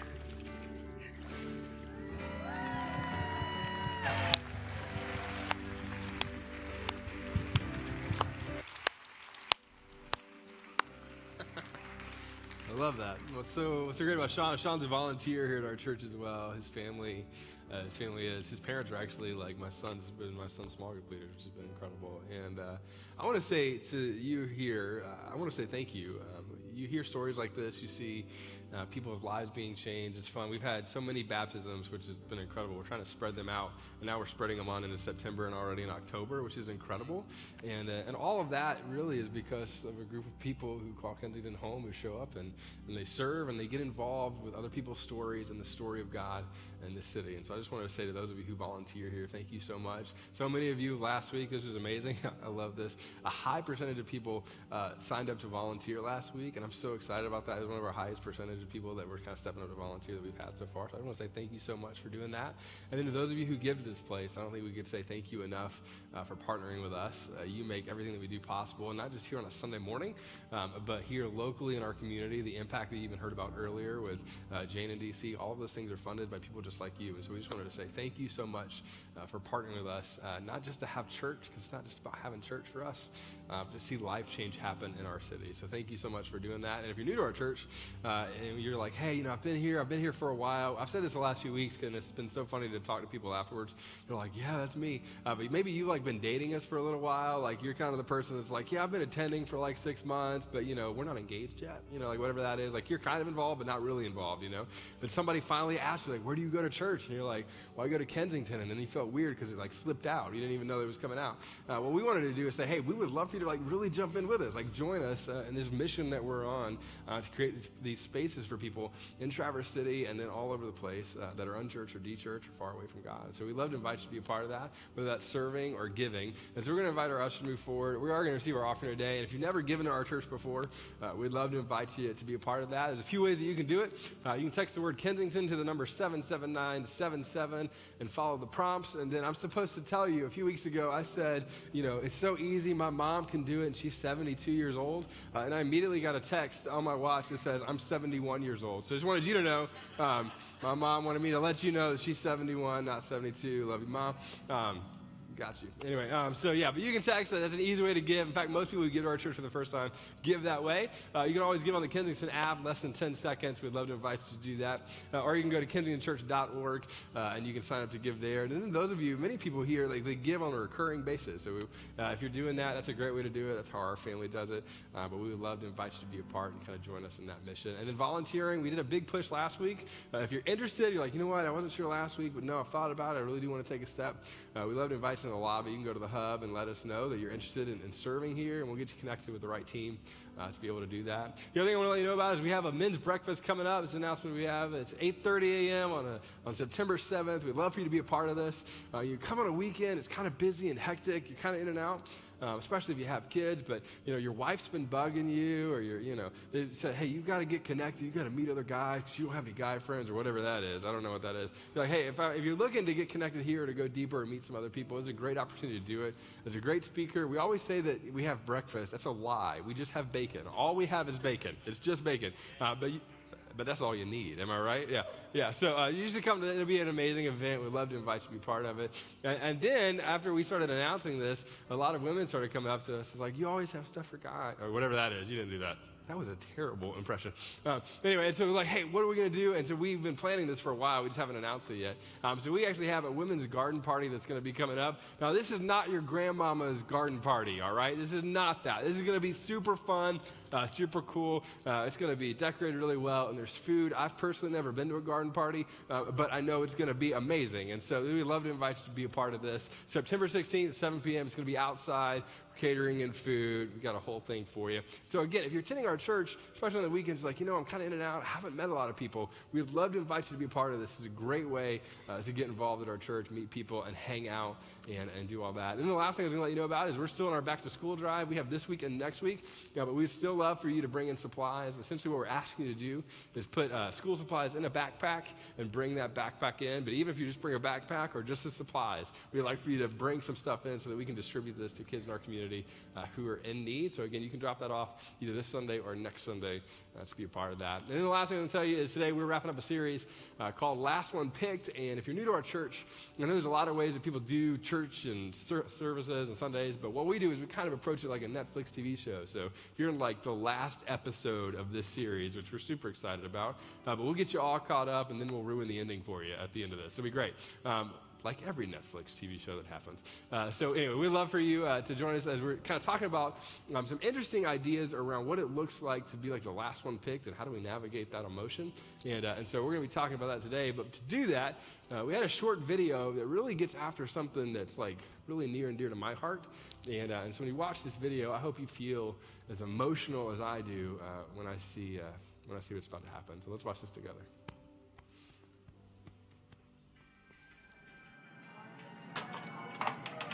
Hey. Can I help you?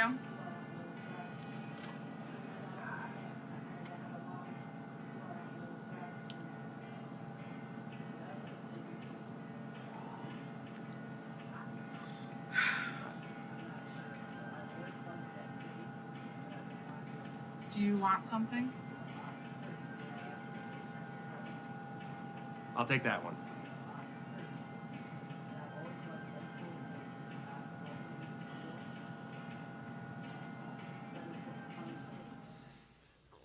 It's emotional because it's donuts, people. Come on, am I right? Like, how many of you, come on, be really honest, like you are a donut lover. Do we have any other donut lovers? Like, all right, keep your hand up for a second. How many of you, Jeff's like me and Jeff, keep your hand up. How many of you have ever gone to Great Wolf Lodge and gone just for the Dunkin' Donuts? Anybody else other than me done that? So many hands went down. Now I feel judged. No, yeah, like, you know what this is like to be like not only the last one picked, but then to have to pick the last one. Have you ever had to do that? Like, there's just kind of this awkward kind of thing about it. And so throughout this series, what we've been doing is we've been talking about like that emotion. Like either you're the person who was like the last one picked, and as a kid, you know, some of you have like horror stories around this. I had a conversation with a good friend, I think 2 weeks ago, and he was describing like when I was in middle school. I was in middle school, and I was overweight a little bit, and then they tried to pick me for the swim thing, and I was the last one picked. But then he goes, even though I was overweight, he's like, I lapped another person that was in front of me, and I won it for the team, and everybody cheered, and I was like, well, that's just a great heartwarming.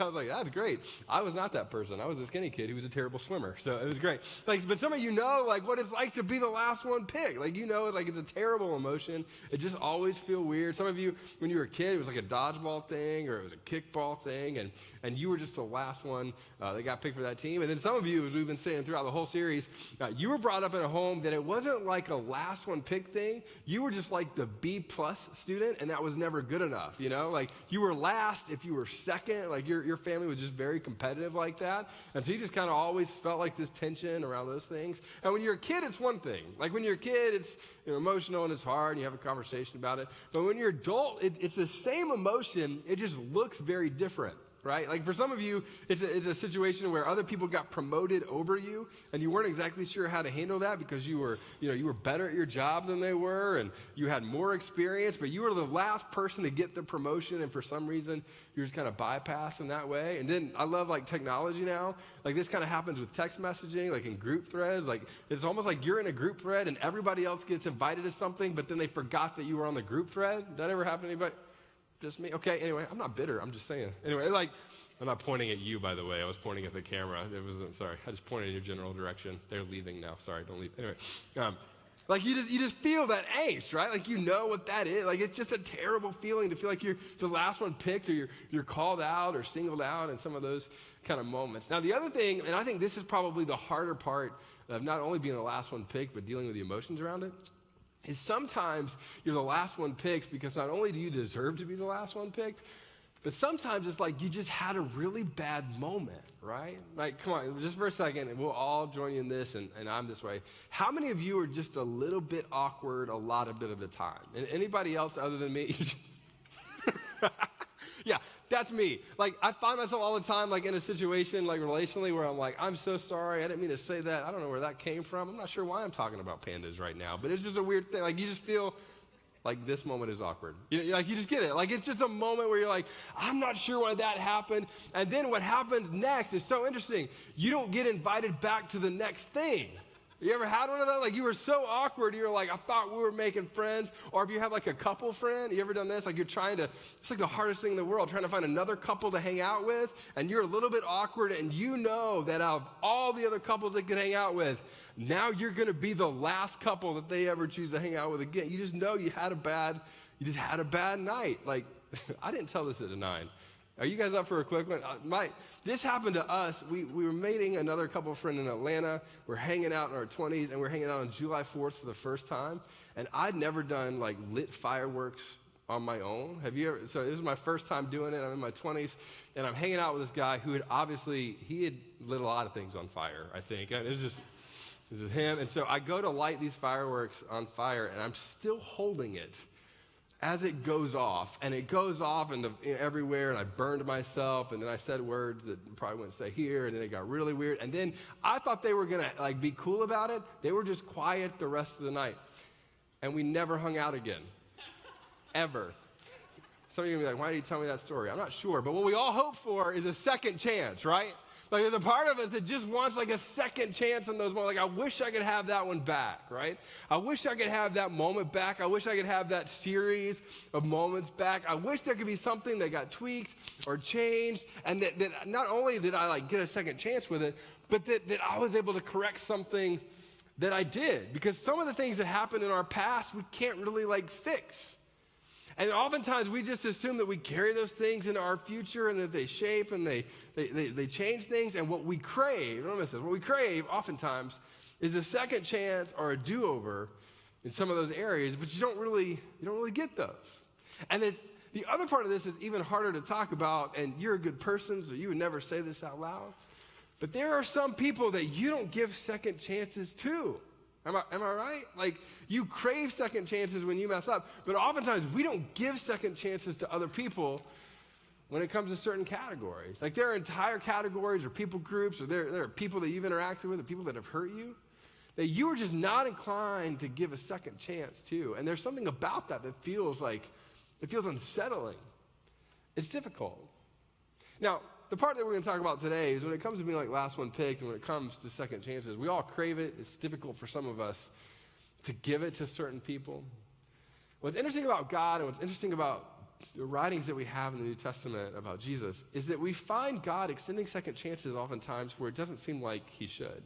And he extends second chances in times to people that it doesn't feel like should get second chances. And then the question becomes like, what is that and how do we model our lives around those things? So we're going to start with 2 points, and I'll say these 2 points we hope to be true about ourselves, but oftentimes we don't live as if they're true about ourselves. The first one is this, that our past mistakes never nullify God's present invitation to follow him, right? They never do. Like our past mistakes, they never like equate to you not being able to receive grace from God. And for those of us who are followers of Jesus, I think a lot of us, as we kind of like really interact with our faith, we kind of go in and out of seasons of like fully accepting this or understanding it or applying it. And then some of you, if you're really honest, you walked away from faith not even because of a belief system or anything like that. You walked away from faith because of how bad parts of your past were. And that if he's really a good God, or if he's really a loving God, maybe he's there, but he might not be engaged, because how could a loving God be engaged with someone who did these things? Or some of you, it was somebody else who did something to you that made you feel like you were now damaged and you were no way capable of being made whole again. And it kind of distanced you from the whole faith thing in general. And the second point that's, I think, harder to apply for many of us is this. The past mistakes never nullify God's present invitation to be used by him. And this is where we spent most of our time last week. There is no set of circumstances that disqualifies you from purpose that God has for you. And there's no set of circumstances, there's nothing that you can do that cause you to not be able to be used by God in some powerful and incredible way. And for many of us, that's unsettling, right? Especially those of us in the room who are followers of Jesus. There are parts of our lives where we may believe intellectually, we may even believe when it comes to our heart, but the idea of how broken we find ourselves in, or how, dissatisfied we are with our own decision-making or set of circumstances, it causes us oftentimes to kind of retreat into whatever feels comfortable, whatever feels easy, but not necessarily know what God has called us to do. And so the area of the Bible that we're going to look at today focuses in on one particular individual that is a part of this whole, like, should he or should he not just receive God's grace, but should he or should he not be used by God in a powerful way. So we're going to talk about what everybody loves to talk about, tax collectors, right? Now, 2019 is different because when it comes to tax in 2019, there's some sort of software that you likely use, or somebody that you pay some money to do your taxes for you, or some of you are like, no, I do it all on my own. But there's not really like a person you're interacting with unless you don't pay them, right? Like you just don't find this person. But back in this time period, the way that taxes were paid is they were paid by you showing up to essentially like, a glorified lemonade stand, right? How many of your kids, you've had a lemonade stand with and you guys are scalping people with that. I get it. But, there's, I'm laughing at myself. But I think there's a part of that where you go like, there was a guy at a place, and then you would go to that place and you would pay taxes. What's also interesting about that is that then they would pay whatever the taxes were, and then the person who collects the taxes got to decide what the margin was on top of that you would pay. And you as an individual had to pay the taxes, and then whatever else that person said that you had to pay, which is an interesting seat to sit in, because nobody wakes up in the morning and gets super excited about having a best friend that you just pay money to because you have to, because they're manipulating you into doing it, right? Nobody gets up and is excited about that. But tax collectors during this time period did those things, but they did them in a very interesting way, because tax collectors were incredibly smart. Right? Oftentimes they were multilingual, because in this area of the world, people that were coming and flocking to this particular area of the world came from all over the place. A tax collector had to be incredibly intelligent to be able to speak different languages and know what was going on. The other part of this is way before like TI-83 came out, right? They had to have the ability to manage complex math conversions on the fly, because they were accepting different types of money, right? They had to be able to do that sort of thing. And then the thing that I think is interesting that you don't hear talked about very often is they had to be charismatic enough to be able to influence the people that are giving them the money. That at the end of the day, this wasn't like forceful coercion, right? They had to manipulate you in some ways to give them whatever that extra part of the money was. They had to have a knowledge of geography and topography. I always say typography in my head. Topography, right? They had to know the maps and area and where you're coming from and where you're going and how much you would owe for these areas. And they had to have the ability to appropriately be manipulative, so that whatever that extra was for you would come in and they would be able to take it, which means they didn't have a ton of friends, right? In fact, in a lot of ways, they were viewed by especially the Jewish people of this time period as ostracized. They were isolated. They were distant in their relationship. But at the same time, don't miss this, they were brilliant and they were fearless. And in some ways, they had this commitment to gather these money, this set of money in a very, in some ways, dishonest way, but they were able to do it in a very intelligent, manipulative way about it. Now, the person that we're going to look at today is a guy named Matthew. Matthew was a tax collector, but he also is the person who became a follower of Jesus, and not just a follower of Jesus. He became a person who was a follower of Jesus and ended up writing parts of what we'd call the Bible today.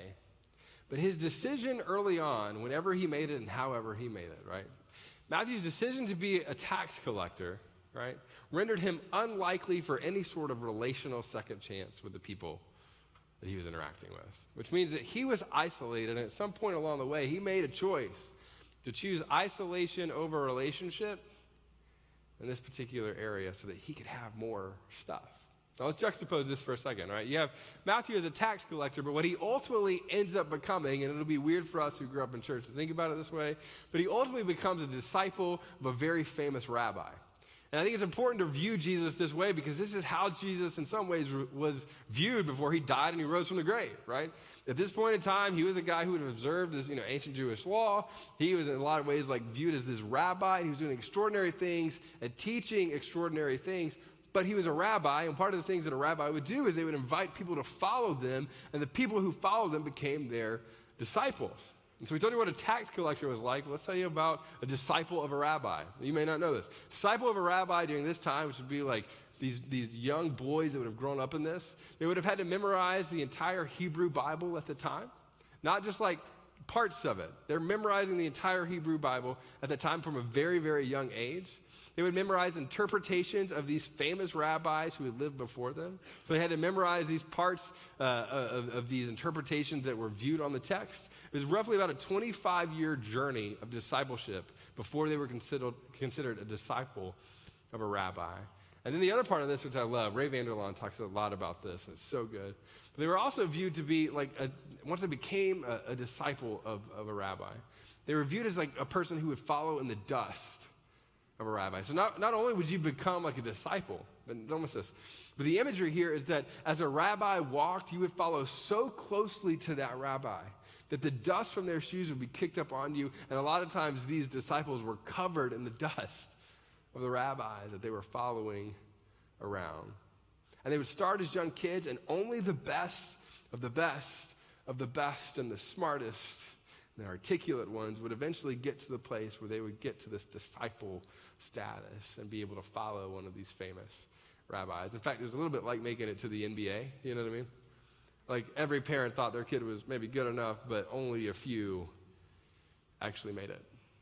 Now, we don't know at what point Matthew dropped out of whatever this process is, but he would have likely been a part of this process. And what he did is whenever he fell out of it, whether he was good enough or not good enough, or he was, escorted out of whatever this is, what he chose was almost like the antithesis of what it was to be a disciple. He made, in some ways, a conscious decision to move in the path of a tax collector. And that's a context that we're going to jump into. So Jesus, being approached as like this famous rabbi in the time, was healing people. He was doing extraordinary things. He was teaching extraordinary things. And he was frustrating the religious elite of the time. He was frustrating all the people who checked off all the boxes and seemed to have all the religious stuff together. And they're already frustrated him for something that he did. And then he essentially walks out of that moment and walks up to that tax collector lemonade stand.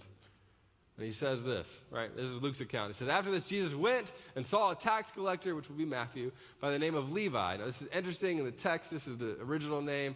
We refer to him as Matthew now, so you see Levi. Those are interchangeable. So he goes and sees Matthew or Levi sitting at his tax booth. So again, his little lemonade stand. And here's Jesus' words to him. He says this. He says, follow me.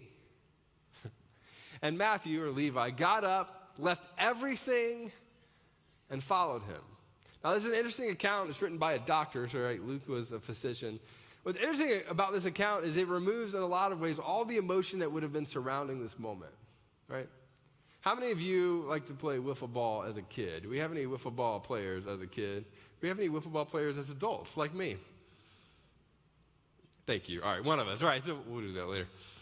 This is a little bit like equivalent of like growing up and having this dream to be like a Major League Baseball player, but you never quite made it, and then all of a sudden a Major League Baseball coach shows up to your door and is like, hey, guess what?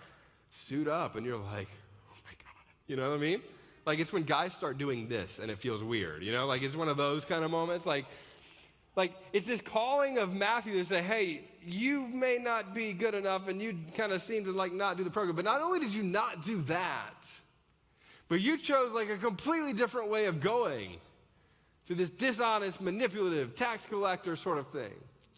Now don't miss this. Jesus invites the least likely, hated, rejected, dismissed, and unclean person in Jewish society to follow him as his elite disciple.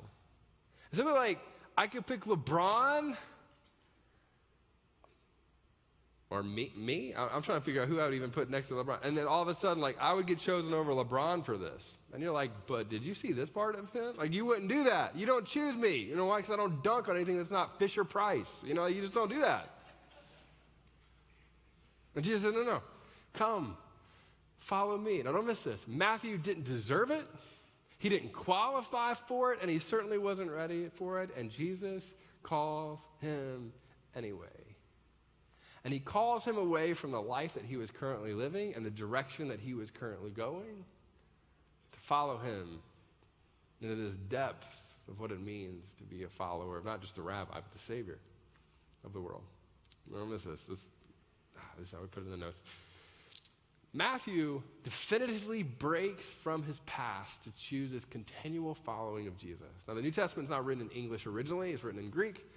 And the word that we have about his decision to come and follow and drop everything is not just like a one-time decision. It's this continual choice to follow the rabbi. And when you read this, you could stop there and it's like emotional and it's great. You're like, oh, it's so great. Jesus picks the least of these and all this. But the other half of this story is about the other people watching what happens. It's about the religious elite who are already angry at Jesus for what he had just did. And then he goes to this tax collector stand and calls out this tax collector who is manipulative and probably had manipulated some of these religious elite. And it gets after a deeper question. Like the other layer to this is who are the true objects of God's divine mercy? Now, think about this for a second. All the religious elite, it's kind of like prodigal son sort of thing. All the religious elite were checking the boxes and seemingly doing the right things and moving in the right direction. And yet Jesus goes after the liar. Jesus goes after the manipulator. And not just in a little way, but like, I want you to follow me with your life. I want you to follow me as if you're like catching my dust because of how closely you follow me. Jesus goes after the disciple, which means all the religious elite people are like, well, now I'm even more frustrated and I'm more angry. Because who's the object of God's divine mercy? But not just mercy. Let's go further. Who's the object of God's divine, like, grace? Things that they didn't deserve, but you can even take it further. And this is where I think I struggle, and maybe some of you do too. Not just grace and mercy. Like, the people that you don't like or the people that you kind of, secretly maybe a little bit want to have some bad things happen to, you don't want them to go to hell, right? That's not what we're talking about. You just don't want them to, like, be able to buy the car that they want, right? Like, you don't want something like super bad to happen. You just want them to stump their toe every 3 days or so, right? Like maybe a paper cut. Maybe get a bad chicken. I've thought about this too much. You get it, right? It's not just divine mercy and grace. It's like, what about divine blessing and a practical and real part of their daily life? And it's like the religious leader standing there going, I don't know if he deserves that. But you almost get this response from Jesus going, which feels scandalous to them, but on this side of history, maybe not so much. Even though in our daily life, we feel this all the time. See, some of you, when it comes to this question, if we're really, really honest, you have people that you don't feel like should receive the divine mercy or blessing of God. And then some of you, like me at times, you look in the mirror and the person that you don't think should receive the divine mercy and blessing of God is you. And not only is it you, but you have good reason for it because you know your brokenness and you know the things that you've done in the past and you know who you've hurt in the past and you know the things that you have done to like disrupt things that are good in the world in the past. And you carry that into your present moment and it almost informs us, even if it's ever so subtle or slightly, that you don't deserve what God has for you. You become the religious elite of your own life. Now, what I love that happens next is that Luke punctuates this narrative by what Jesus does after he calls Matthew.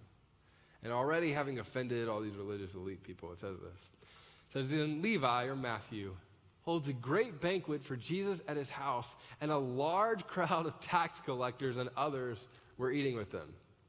Jesus calls him to follow him, and then he goes to this party where all the other sinners are, Like, can you imagine? Like, this is one of those parties. You know what I'm talking about? Jesus shows up to one of those parties, and Matthew's all excited, like, hey, you'll never guess what Jesus, like, this is crazy. I got called out. I'm gonna be a disciple now. I'm kind of leaving the tax collector thing. All the other tax collectors are interested or not, but they're having a real good time, And Jesus shows up to this party. And he shows up to this party in some ways to symbolize that he's going back to Matthew's old life to work to redeem all of it. Like Matthew chooses a completely new direction. And Jesus shows up in the midst of the old part of it. Now, I love this. And this is where the religious elite kind of enter into the narrative, and it says this. I love their response. It says, but the Pharisees and the teachers of the law who belonged to their sect complained to his, what's that word? They didn't have to go to Jesus.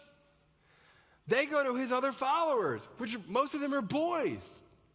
They went to a group of young boys who were following Jesus to say, hey, we're going to complain about Jesus hanging out with the tax collectors. Why do you eat and drink with tax collectors and sinners? And it's like Jesus, I don't know if he overhears it. I don't know if he uses some like Jedi mind trick to overhear it from across the room. But we see that Jesus responds to them complaining to his followers by saying, it's not the healthy who need a doctor, but the sick. I'm not here to make all of you feel better about crossing off all your boxes. I have not come to call the righteous, but sinners to, and what's that word? Repentance. Which is what we talked about last week. To call people who are moving in one direction to pause and move the other direction. Jesus, who are you seemingly focused on? The people moving away from the God of the universe. The people who are moving away and categories of our life from the God of the universe. The people whose past seemingly disqualify them for the present and future plans of the God of the universe might have for them. The layers of this narrative are so powerful because they get to the heart of who we are. Because most of us have that religious, kind of elite voice floating around in our head at times. And most of us, really all of us, have some version of like walking away in an area of our lives or completely with our lives away from the way that God would have us to live and be in the world and accept his grace and understanding. And we take our past, I don't miss it, we take our past and we let it define our present and our future when the God of the universe is going, you don't have to live that way. Matthew, you are no longer that. Come, follow me. Now, following this is interesting because if you were to listen to messages that I grew up hearing, it would be like if Matthew was going this direction and he paused and he decided to follow Jesus, I was taught that he didn't start here. He started like way over here perfect, Like the way that I was taught was like follow me means like get perfect quick, Ever been to a church like that? Like that was me growing up, like, I always joke, like, people are like hiding their tattoo, I'm like, what? What does that even mean? It's not even a sin. That's awesome. I love your freaking tattoo. That's amazing. You come over here, It's like, well, their language has to be perfect before they ever come over here, or they have to sing the right songs, or burn all your CDs. Like, I like Run DMC, That was awesome. Sorry. Like, whatever that is. And the journey towards following Jesus is almost like an expectation to be there already. But yet Jesus is saying, no, Matthew, come, turn and repent, which means move in a new direction towards me. Now listen, with all of yourself. Which means for those of us who are followers of Jesus in the room, there are categories likely in our lives that we may be moving in the opposite direction of what God is calling us to do. I put in my notes, I said it this way. When it comes to your past is a predictor of your future if something doesn't change in your present. It's part of the reason I'm so thankful that you're here. And I'm so thankful that some of the life events that we so desperately don't want to happen to us actually do happen to us because they cause us to view our present in a way where we change. Like your past will certainly inform what's going on, but it gets to inform it and not become a label for you. Put in my notes to say it this way, like my past will inform, but it will not define me. It's so important. Your past will inform your present decision making and hopefully where you move in the future, but it doesn't define who you are. Put in my notes, I said, my future is built one choice of a direction at a time in so many different categories and so many different areas. That the future that you're building for yourself is informed by your past, but it's shaped by your choice of direction and pathway in the future. Right? And the last thing is this, the decision to affirm or reaffirm a direction is currently and presently mine. And in a minute from now, it will continue to be presently yours to decide which direction you move and choose with your life. When you came in, if you're really honest, you don't say these things out loud, but you assume that you can never be X because of what you've done in the past. Or you assume that you can never experience God's best because of what you've done in the past. Or you assume that you could never, and you fill in whatever that blank is. Put it this way, that there is no place that you have been to or nothing that you have done that nullifies what God might do in and through you. Now, I can get there intellectually, but it's hard to get there in my actual daily decision making. I'll put it this way, this one feels feely, you know what I mean? Feels like a little bit of a card thing. Nicholas Sparksy, but it's true, right? When it seems impossible, it's never impossible with God. Our brokenness never has the final say. Which means if I could convince every follower of Jesus that were true to the point that they would apply it, that do you actually believe that nothing is impossible for the God of the universe? And that no matter what you've done, or no matter how you've broken it, or no matter how many pieces lie in front of you, that God can take that and put something new together that is whole again. I'm at a wedding yesterday. I had this conversation with a guy who's probably mid-50s, like CEO, executive, had everything, finances, money, driving the car that I want to drive with that Tesla. I mean, he's like got it all together, you know? His wife one day looks at him and says, I don't love you anymore. I've been having an affair for 4 years. This is over. And he says, and I love the way that he described it, he goes, I found myself in a place that I no longer had words or ability to strive to make it work. Let me paint this picture. For 4 years, he convinced himself that they would continue to come back to the table to see if there was something there. And she didn't say, I love you, for 4 years. And they kicked each other out of the house. And they have this whole like up and down, back and forth.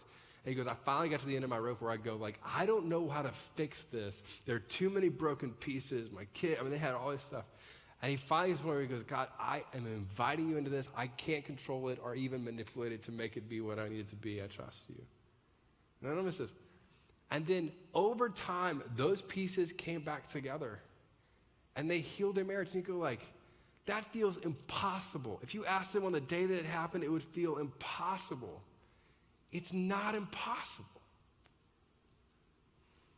Like I hear stories all the time, because I'm a pastor and people come to my office. No one ever comes to sit down in my office and like, well, let me just tell you how good my day was. Like nobody does that. I don't get those stories all the time. But you get these moments of how like God can take broken pieces and put things back together in beautiful ways. I grew up in a single parent home where it's like the circumstances around me are like not pretty at all. But when you hear my mom talk about the way that God put pieces together, it doesn't feel natural. It feels beyond natural. It feels supernatural. It feels like more than or beyond her. And you're like, where does that come from? It's not you. It's not your striving. It's not your ability to be good enough. Here's how I know that. Because you know you're not. There comes a point where you just kind of break yourself against the ability of going like, I can't fix this on my own. That if it's going to be made whole again, God, you have to do whatever it is that you're going to do. And I'm going to choose to let my past inform it. I'm going to make the best possible decisions I can through it. And then I'm going to trust that you can do the impossible with my present and my future. So before we wrap up today, I'm gonna do something that we don't do a lot, but I'm gonna go after you for a second. Is that okay? Just for the next few minutes? Is that cool? Like 11 o'clock's the fun crowd, right? And so if you're mad at what I'm saying, that's okay. My email is greg.ruby@Kensington. I'm kidding. Now everybody should email Greg though. That'd be great. I'm gonna cover just a couple things, and here's where I'm gonna cover it. There are so many categories where we like are moving one direction and need to turn in the other direction. But these are three that I, at the very least, wanted to talk about today. And all three of them are controversial, okay? All three of them are going to make you go, which I'm excited about. But for the next couple minutes, here's what I'm going to ask you to do. I'm going to ask you not to live tweet it, number one. But number two, I'm going to ask you to like look inward at each of these. Because yours isn't all three of these. Yours may not be any of these. You may have a completely different set of categories. But I want to get after what these are for us, right? So let's look at these. These are the patterns of regret that I see. These are the kind of the connecting points, areas that sometimes we need to focus on for me. So let's kick it off and we'll just have some fun right off the bat. So let's talk about alcohol for a second. Okay. This is fun for me.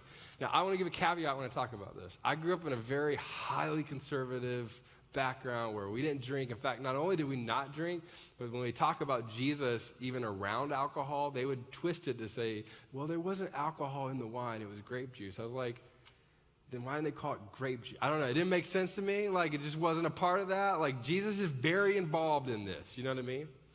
So here's what I want to say for a second. I don't drink, but not because I think drinking is a sin. That's not at all where this is going. That's not what I think. But here's where I get to on this, and this is me, that I know people whose past are deeply connected to regret that's connected to alcohol. And then what happens is from their past, and it's connected and all these kind of things, then all of a sudden they let that move into their present, thinking that the common denominator wasn't alcohol, but every single one of the stories they said in my office tell me it start with like, and then we had a little bit too much to drink, and nothing ever good, at least in my office, happens after that, you know? Like nobody ever goes, and then we volunteered for Samaritan's Purse. Like nobody ever does that, you know what I mean? Like I got a little drunk, and then I just helped everybody out. Like that's not really what happens, right? And so for me, I go, I don't think alcohol is a sin. I don't think all of you need to stop drinking. That's not it at all. But I think if your past is connected to regret when it comes to alcohol, what would you tell your kid whose past was connected to regret around alcohol? Wait for it. I'll help you. Don't bring alcohol into your present decision making. That's not for everybody. We can have the exact same conversation about Instagram, right? If you have regrets on that, I'd be like, well, you know what you should do? Here, it's crazy. Stop posting those pictures. Like, I don't know. Like, it makes sense. Now look at me for a second. This matters, right? This matters. If you have kids, you have a family, like, don't walk away going, oh, you think I shouldn't drink? I don't think that. What I think is this, that if you have deep regret that's connected to your past when it comes to this particular thing, and don't miss this, it's not a question of sin or not sin. It's a question of wise or unwise. What story do you hope, I don't miss this, that your spouse or kids tell about you? And will the stories that they tell about you begin with that and then regret? Because that matters. The other part of this, and this is always fun, and again, yeah. The other part of this for me is some people drink to get away from something. And here's what we're really honest with, right? I get that to an extent, but what I would say to you is you can manage that for a while. But at some point, life will get hard enough to where you want to escape it further. And if the habits that you've developed up to that point allow you to escape, it will only move you towards escaping more one day. And so the question I have for you, if like you're flirting on any kind of line with it, come on, don't listen. Why would you risk it? Why would you roll those dice? What would it look like? Now, come on. I don't think everybody should stop drinking alcohol, but if it's connected to your past with regret, I certainly think you should stop. And not in a judgy way, because what I want for you is that you stop having, wait for it, regret when it comes to alcohol. That's just part of it. Are we warmed up? Okay, great. Let's do another one. Finances. This is another one. Now, come on. Some of you just suck at this, and I get it. You're just bad at it. You've just always been bad at it. Nobody taught you how to do it. You've just always been bad at it. And when I talk to people who are bad at finances, and I get this all the time, there's an assumption that one day I will be better. One day I will be more disciplined. One day I will say, when I make X amount of money, then I will, and then you fill in the blank. The problem is that you started as an intern, and you made like X amount of money, and then you got a better job, you made X amount of money, then you got a better job, then you made more money, then you made more money, and now you're making even more money, and you're still just as stressed as you started with. You just have like a 1-bedroom apartment here, and now you have like a 4-bedroom house, but you're still just as stressed. Because the principles around finances, they just kind of scale with whatever you do, right? It's just, unless you're like super rich, right? You just won the lottery. But then those people, come on, this is even funny. Statistically, those people tend to squander it. Like, that's what's so funny. So here's what I would say is so interesting, right? When it comes to your past regret, if you have past regret over finances, what you're robbing yourself of is not the Tesla. It's not whatever it is that you ultimately want. It's not the new iPhone 11. I'm going to need that. But it's not that, right? What you're robbing yourself of, now don't miss this, is the freedom that your heart feels when you're able to be generous. And that is connected to people who make $25,000 a year or $2.5 million a year. When someone comes to you with a need, that you have the margin to meet the need, which is the way that I think God intended it to be. That when somebody comes to you, you don't go, I just assumed it was all for me. I spent it all. Whoops. Or I spent it all 4 years ago, and I'm still trying to make that happen. What you're able to do in that moment, and don't miss this, is go, I see the need, I respond to the need, and I have freedom to do good in the world when it comes to my finances. And come on, when you experience that like for real experience that, you see everything through a different lens. The problem is that when it comes to your past, it doesn't just creep into your present and future. When it comes to finances, it like floods in, and then it just is a part of every part of you moving forward. The question for you, and this is what I tell people all the time when it comes to this one, and there have been seasons in our lives where we really had to navigate this as well, but you're likely not going to change because you become more disciplined. Because all I got to do is ask your spouse if you're going to get more disciplined, she's going to laugh, right? Come on, like, you're just not going to get more disciplined likely. You need someone to come alongside of you to help you walk through that journey, and you need to view all of that through a different lens. All right, the last one is even more fun, and this one's really tough for me. The last one is your health, right? Now, there's all kinds of categories when it comes to you, but let's just for a moment talk about your health. I'll give you one caveat. I'm not a doctor, and I think we're clear on that already. And there's certainly genetic things that come along with this, right? It is. But let me talk about this just for a second. What I struggle with this a lot, is when it comes to your health and ignoring this component of your life in your 20s or 30s or 40s or 50s, right? At some point, you can't ignore it anymore. But what you're doing in your daily decision making when it comes to living a healthy life, right? Now, this is hard to say out loud, but come on. We've already said harder things. Is when I'm 31. When you're 31 years old and you decide to ignore it, in some ways like I have ignored it, what I'm literally looking at the people who I love the most and closest to is that one day I will likely be your responsibility. Like I'm making myself like the place where you're responsible for taking care of me. We're all clear my wife's probably going to live longer than me, right? That's obvious. So I'm looking at her going, if I ignore this part of my life, I'm putting an undue responsibility on you because I'm deciding to live my life this way. And when you get right down to it, it's like that is not only selfish, but it's like, it's not the way you were designed to live. And some of us, we just lived in the past that way. Like my past has informed it, and that's my label, and I'm not gonna. And then there comes a point where you have to decide, am I going to take responsibility for myself to position myself in the healthiest way for people that I love? Because if you don't, come on, what you're doing is you're saying, hey, one day, right? One day, I'm going to be your responsibility because I won't be able to take care of myself in that way. And they love you, and they love you. And genetically, there's certain parts about this that you can't control. But the parts that you can control, come on. Why would you ignore it? Why would you ignore it? 20s, 30s, and again, I make more Wendy's references than anybody on the planet. I totally get that, and I'm not great at it. So let me tell you how bad I am at it and how I'm having to work at it. I have an accountability partner, most of you know this, meets with me every week, and he finally looked at me, and he says, there's parts of what you do that are stressful, and then what you do when you're stressful is you go eat more Wendy's. I'm like, shut up, Ryan. And then he kept going, right?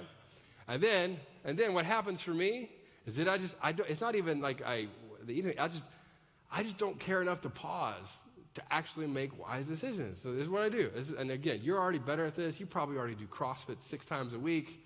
Like you're already better at this than I am, I'm sure. But this is my journey in it. What I decided I had to do is how do I have, don't miss this is how bad I am at it, one healthy-ish meal a day. And I try my best to walk for an hour, which is a pain on our staff now because all of my meetings are outside. And we're just walking the building, and I'm getting in my steps, and they are too. It's great. And you're like, that seems so small. It is so small.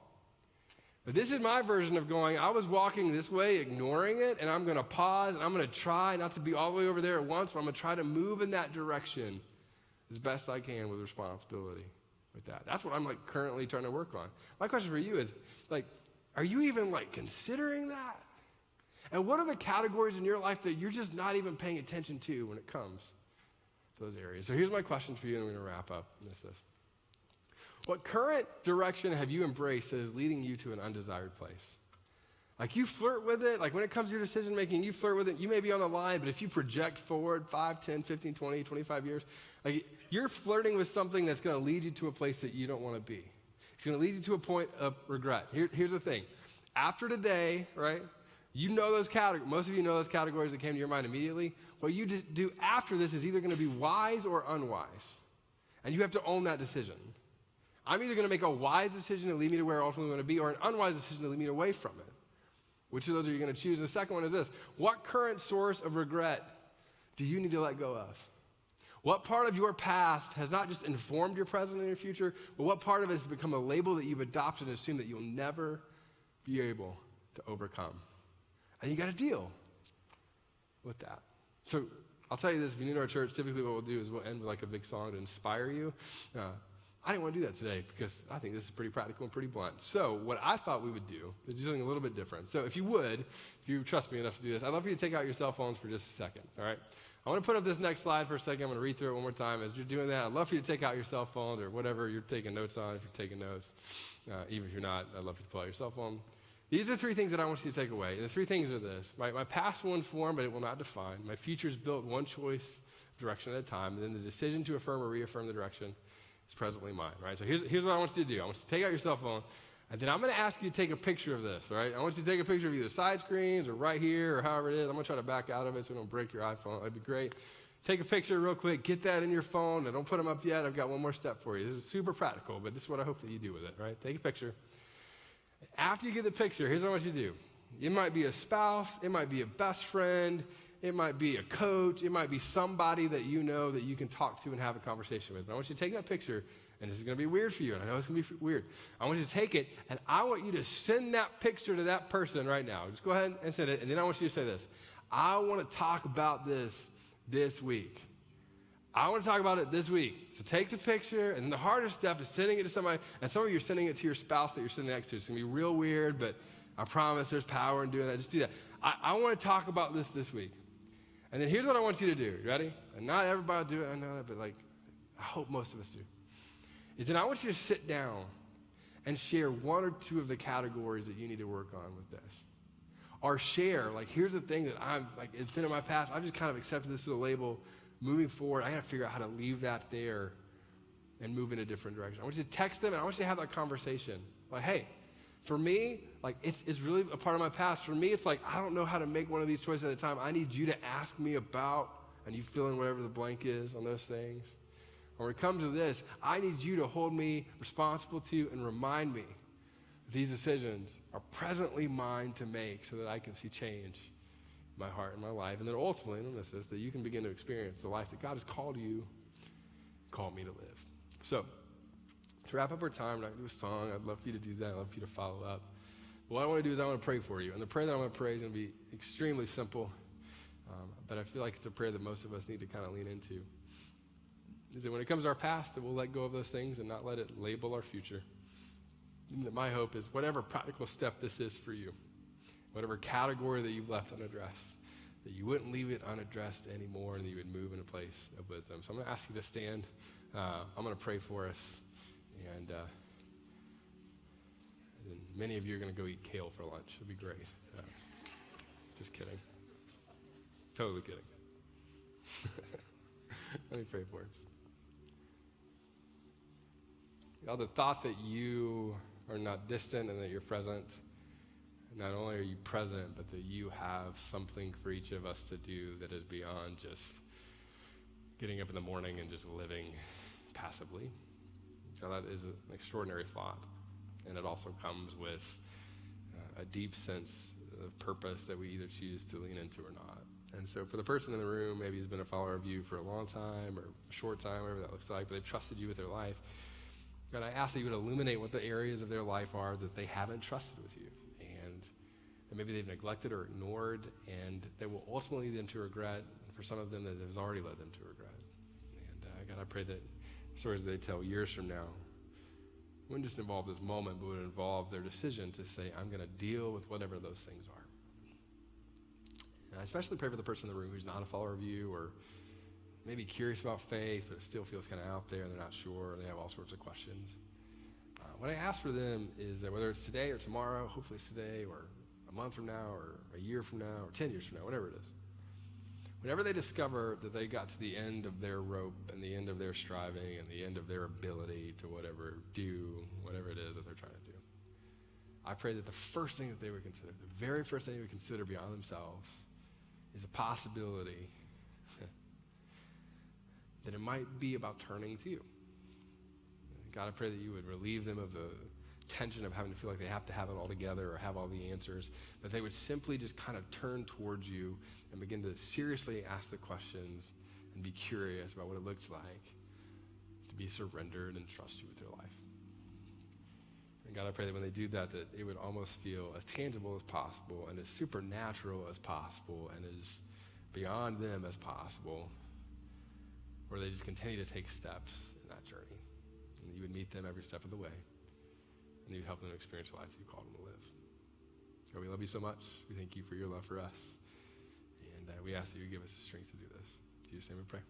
Amen.